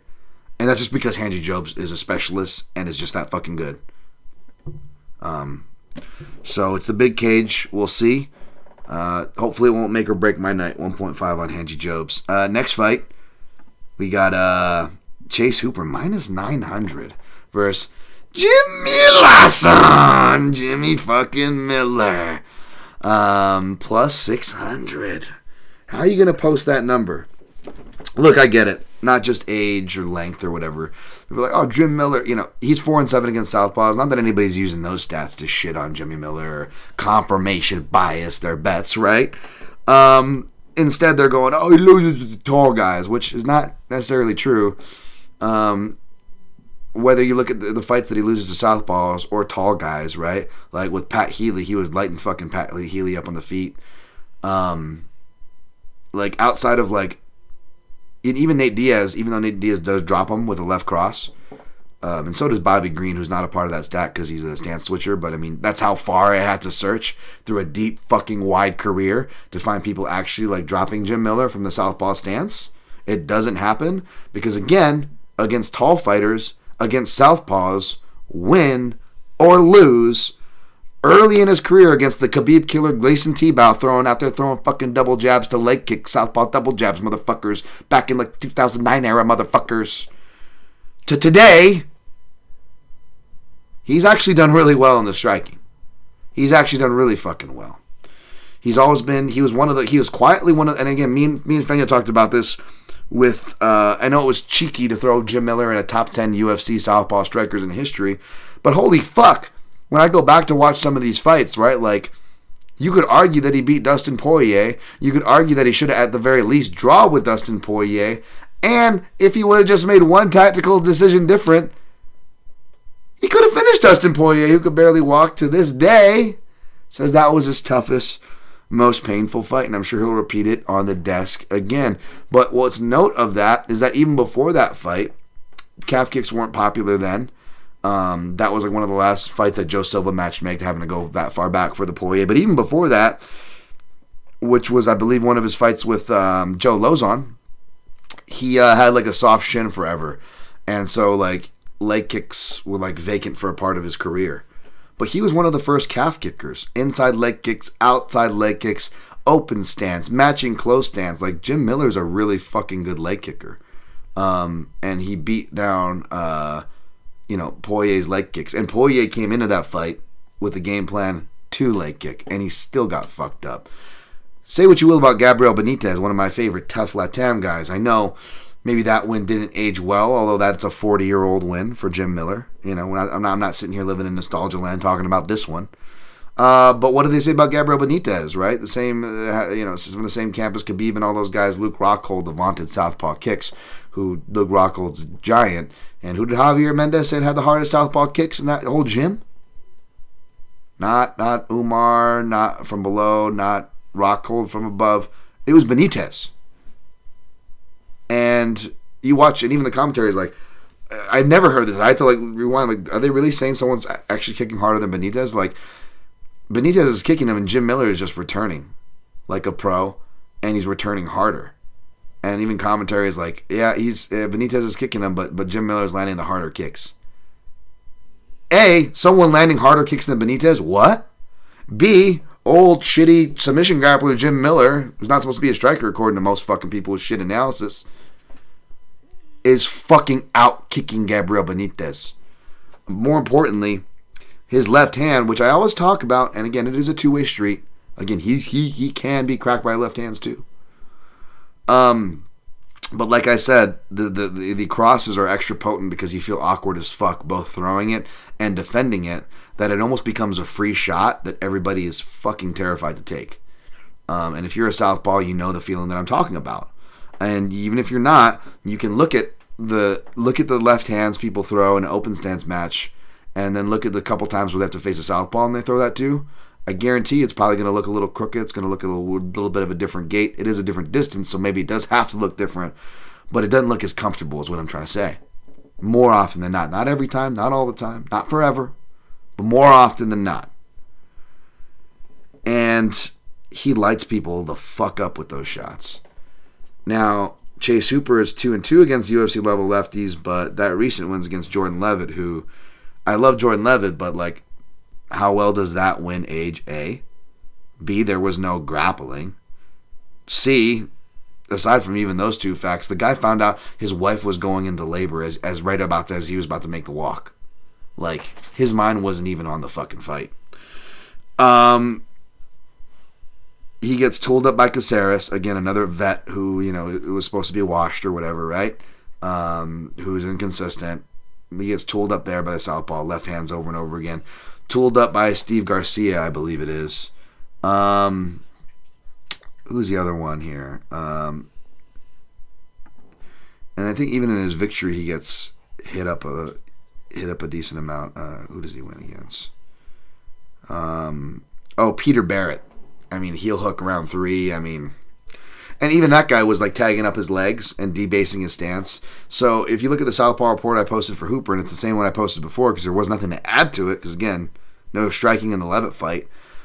It's Chase Hooper does not, his 1s and 2s have gotten better, but I'm guessing that's going to come at the expense of leg kicks, and which shows a high vulnerability, which you would also suspect just given his frame alone. Now he's making improvements. I expect to see a more improved version of Chase, but like, how many fighters are out there checking leg kicks? And is Chase Hooper the grappling specialist? Even though he's improving, he's still young and has plenty more of there's way more career ahead of him than there is in front of him or behind him, right? So, does he ever become a fighter who's a really good leg checker? And if he does he become it all of a sudden now, between just this last one at this point early on in his career? I don't know. I don't think so. Now, does that mean he's going to lose? Of course not. I feel like that accuracy I just said, I think that's fair analysis I just gave, and I'd be willing to wager that it'll still be accurate analysis and only be proven right. That being said, I can be proven right on my analysis and wrong on the pick and play. We know that, boy howdy do we, right? So I get it. Chase Hooper can win here because the reason why Chase Hooper can win is, as I was defending, saying Jim Miller actually strikes well with tall people in southpaws. Well, why did he lose a lot of those fights? Not all of them. Not all the southpaws. Not all the tall guys. He beats southpaws. He beats tall guys. And I think he's going to beat one here. But when we are fair and we look at the ones he did lose, now why did he lose that? It's the same, and why is that the same way Chase Hooper can win? It's because it was two things. It was a high pace, even though Miller's a grinder and he can't help himself. It's not the smartest fighting style, even when he was young and fresh, and even though he's more older and more skilled, I would argue now, Lyme disease, age, all these things, it's like, yeah, you're going to fall apart down the stretch, as he tends to do. Although, by the way, fights that he lost against southpaws, Benson Henderson back in the day, former champions, to more relevant guys who were tall and can fight southpaw. Bobby Green, who he lost both, was getting washed by Green. right? He had mono fighting Benson Henderson, a little caveat to that loss, right? But who's landing knockdowns in round 3? Now, Bobby Green actually did land a badass knockdown in round 3, of course. But Jim Miller did too. Jim Miller actually hurts Bobby Green twice in the first round and in the third. And despite getting dominated with mono, fucking rocks Benson Henderson, comes the closest to finishing the fight in the third round. Again, all phases of Miller's career.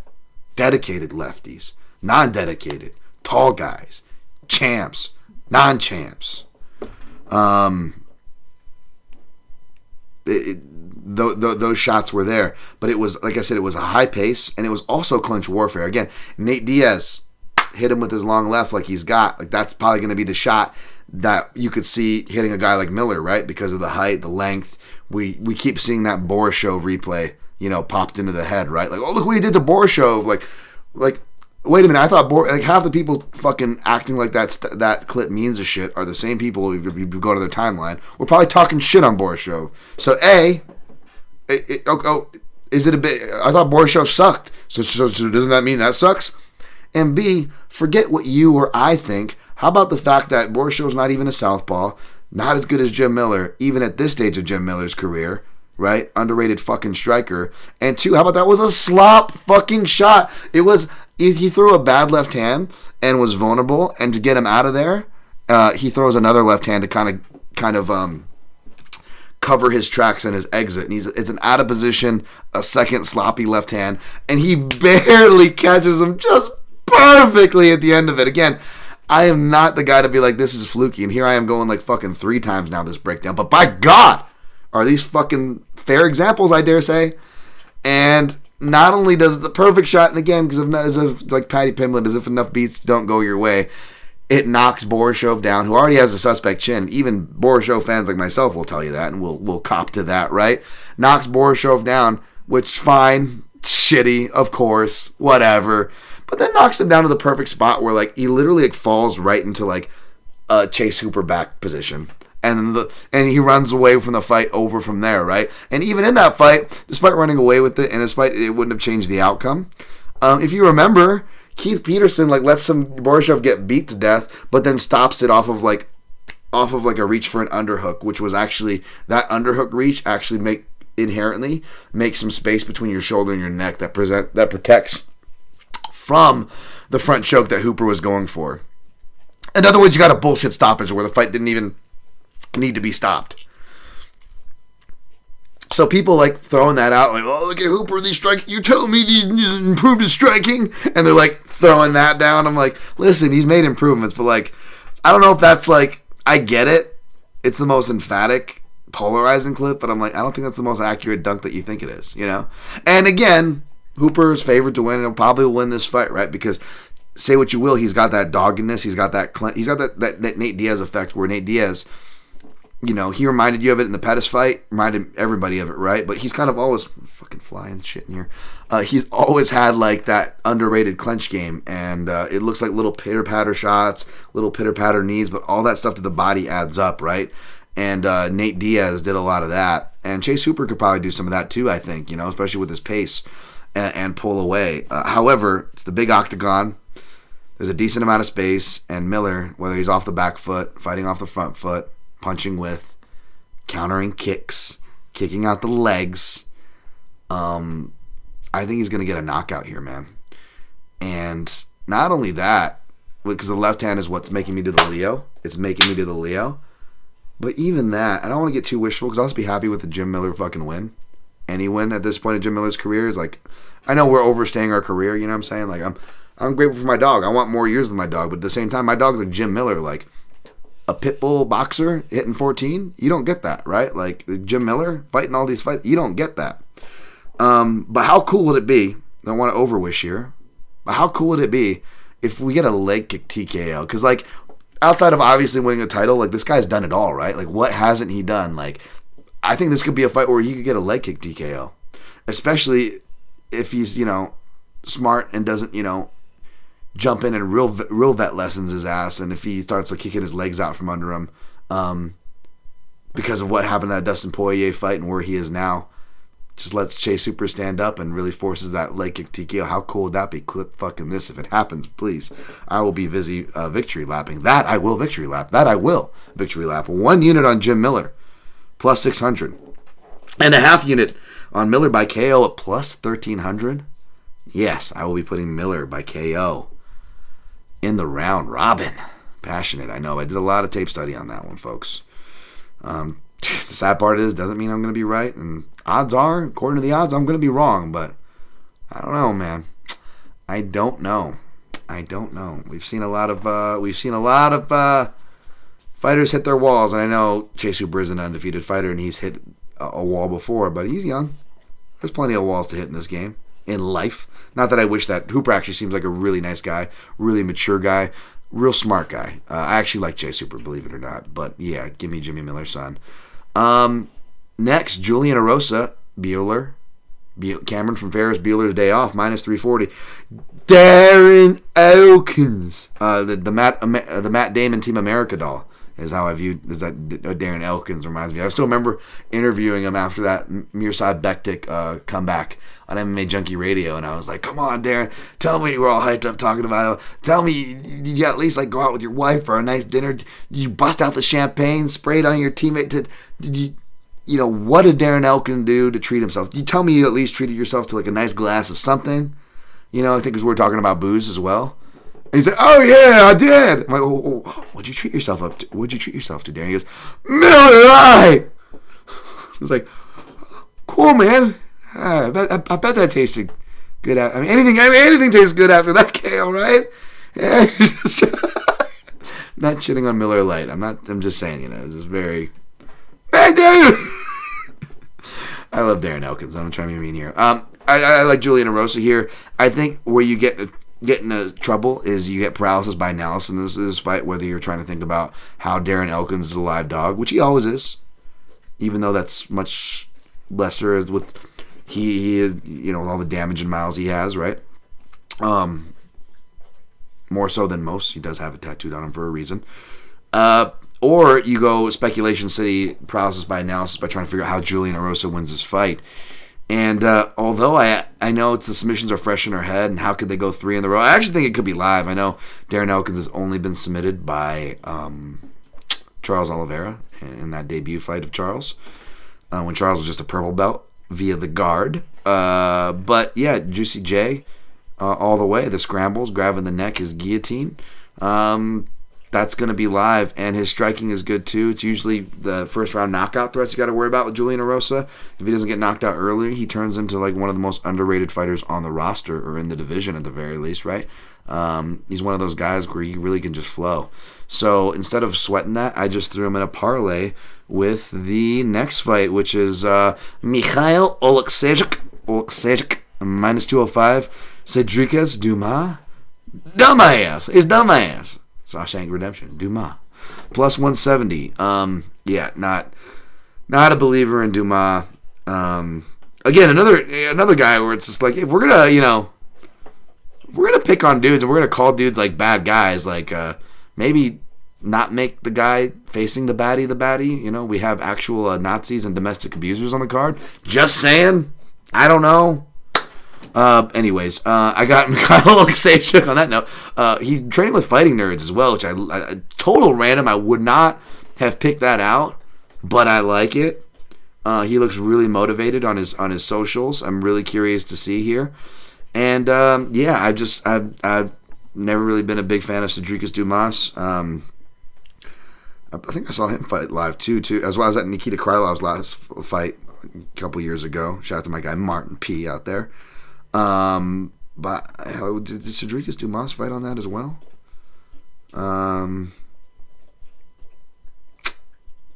Yeah, I'm not sure. I'm not sure if he did or not.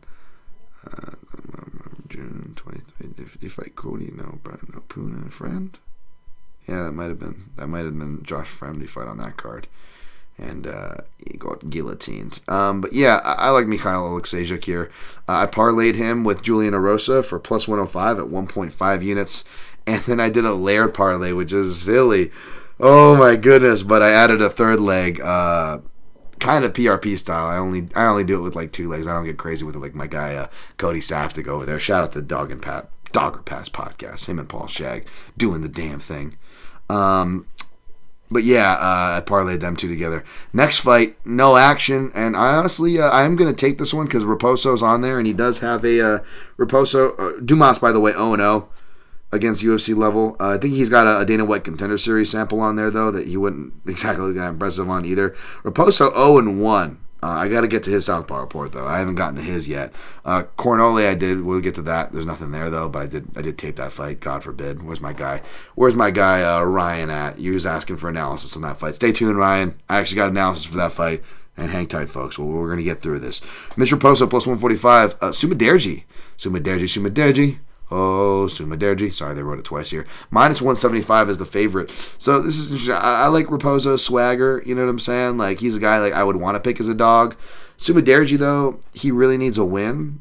And, you can't just... plenty of people do. Me, though, I can't just pick a guy because that's not how it works, right? It's not who wants to win, who the promotion wants to win. It's not this guy deserves to win. Life ain't fair, right?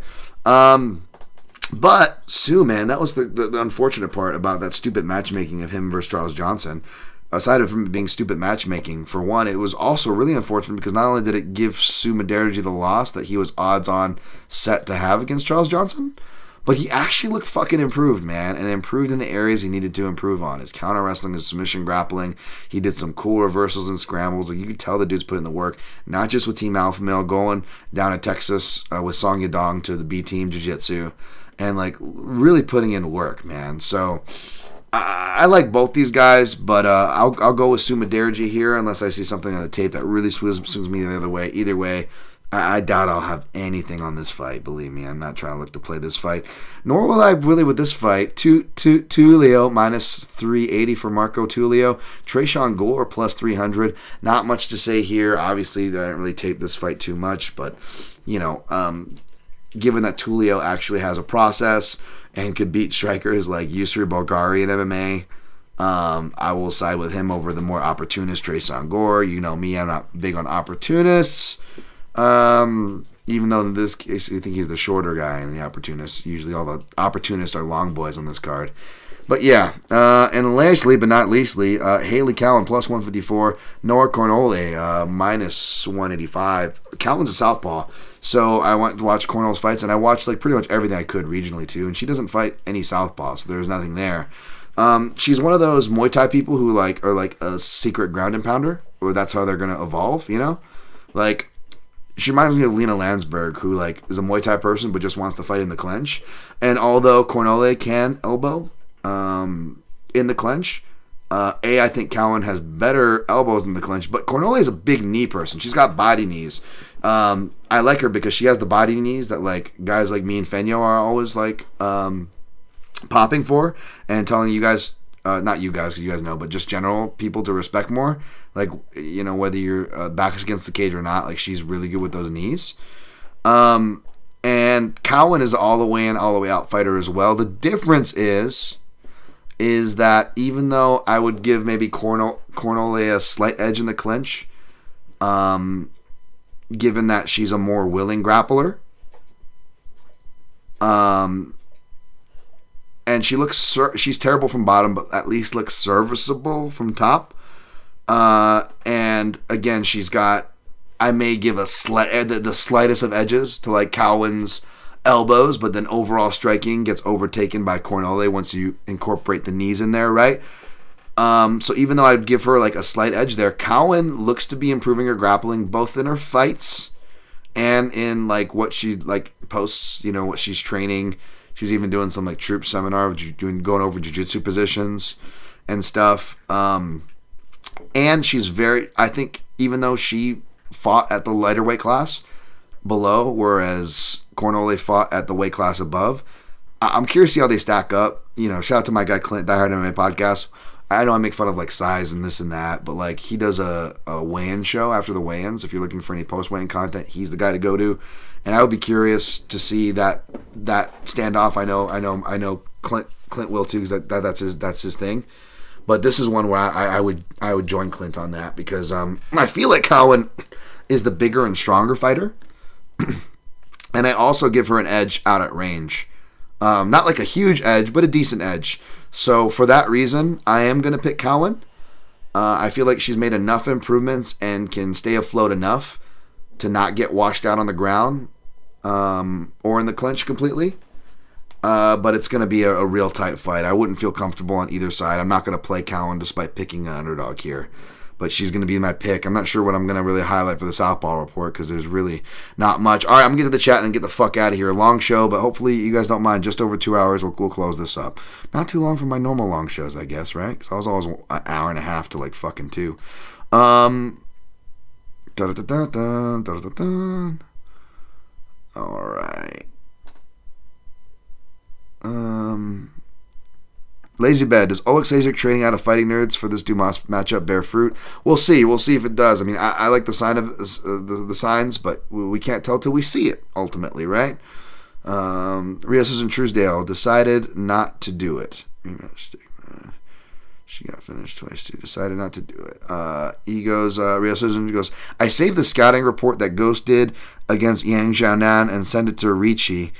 The top verb on that piece was to methodically pressure and time shots near the fence, and Ricci decided not to do it. Oh, I get what you're saying. Okay, I don't know why that's sent out of order. I get what you're saying. Yeah, that's silly. I didn't really. I remember you guys saying something about that now that you mention it. Thanks for reminding me about that, Rio. James Kendrick. We all want Jim Miller to do well. That's right, baby. Jim Miller's son. Ghost Phantom. This user checks leg kicks is a cool t-shirt. That's right. That's great shout out there. Body Punching Crew is my favorite, but go support Fenyo and buy some of that merch. Not a lot of users check leg kicks, though, if we're being honest, right, Ghost? John Atlas, he's back. I'm sorry I'm late. No, you're good, man. I'm happy you're here. Sammy Arnett, I love Jim Miller. He's a pro, never misses weight, and has Lyme disease. I know, the pro's pro. I mean, fuck, man. If Jim Miller wins, especially if he wins by knockout, like, my night's freaking paid for. But yeah, we will see. All right, guys. Really good to see you guys. Any last words you can get in the chat? Otherwise, I'm going to recap and get the fuck out of here. All right. From the top, recapping. Taking Volkanovski, a.k.a. MMA's Bob Hoskins, baby. Seriously, go watch a Bob Hoskins interview and go watch a Volkanovski blog and tell me it's not the same guy. Taking Chandler, or as my guy Ryan Wagner says, Chandler. Hashtag elbows. Love you, Ryan. Taking Pitbull, Patricio Fiere. Taking, just kidding. Yeah, we're going anti-Nazi. Taking Silva.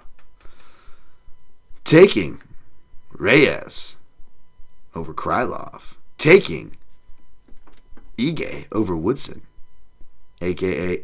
the It Clown, Spider-Man. Taking HANJI JOBES over Yan Xiaonan.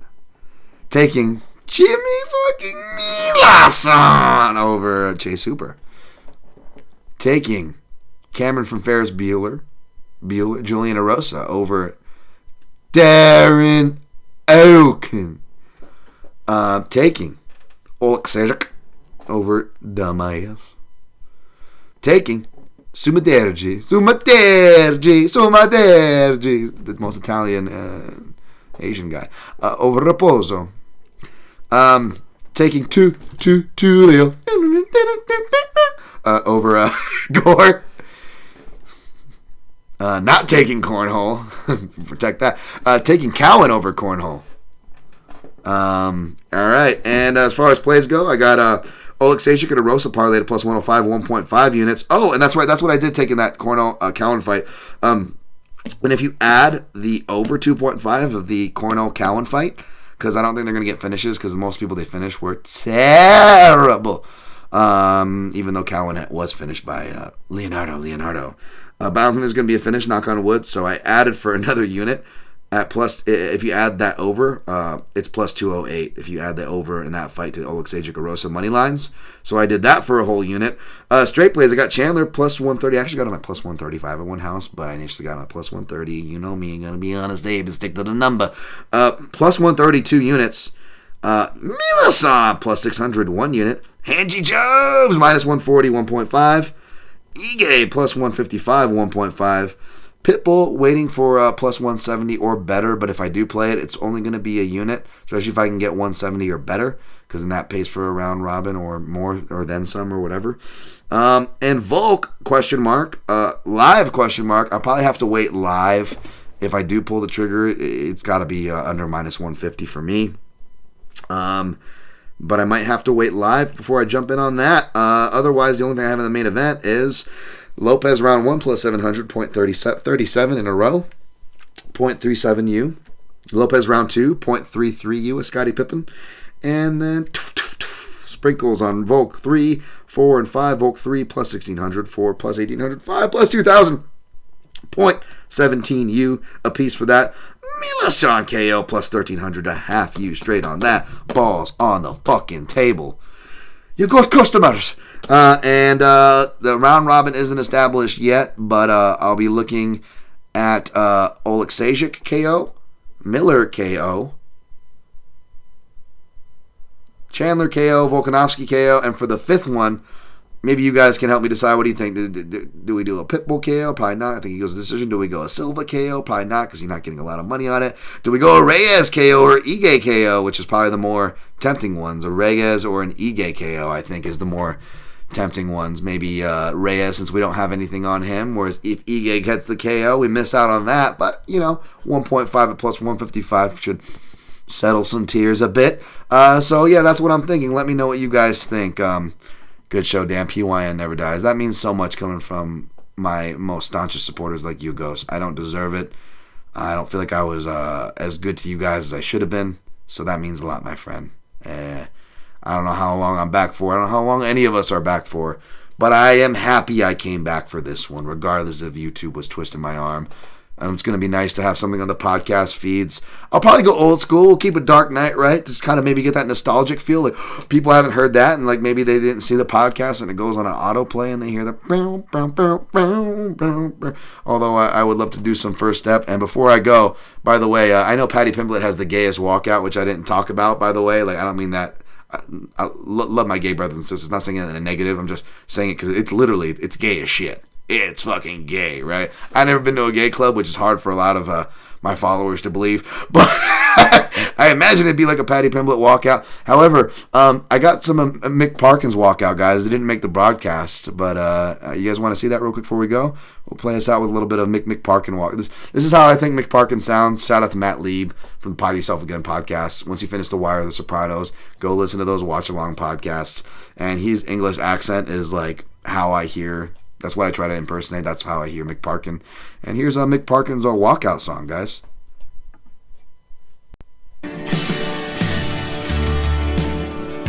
Hopefully you guys can hear this okay. The Queen's Navy and the ships, they've a bacon, fish and chips, but there's no bread pie now. There's no bread pie now. All the tea, Harry Potter crisps, Football Union, Jack Chimney Sweet for the hat, yellow teeth. There's no bread pie now. Could you imagine? Sorry, yeah. Okay. Back to camera here, if we can. Sorry. Could you guys hear that okay? I don't know. Could you picture Mick Parkin walking after that? There's no bread pie. Hey, they said if I win, I'm going to get your bread pie, yeah? Maybe Patty will change it up and walk out or something like that. I love you guys. Hope you enjoy the fights. Thank you for being here. Hit the like button. Share it out. If you're listening to it post-tense, leave a comment. Let me know if you miss me or if you say, Dan, don't worry about coming back. Screw you. Maybe not say that, but you know what I mean. Whatever you want to say, feel free. Because some of the nice stuff, I'm not going to lie, it meant a lot, I get the negative stuff every day. That's not new. But the nice stuff, that shit's awesome, man. Thank you guys. I don't deserve it, but this was fun. Let's close this 11 freaking UFC week strong. And maybe I'll catch you guys for something else. I don't know. Maybe you guys want me to do a top 5, and maybe I can use some of my guest pool and get either an old guest or a UFC fighter for something or something. I don't know. But yeah, no promises. It's not a comeback, but it's nice to be back tonight. So enjoy the fights, and always protect your neck.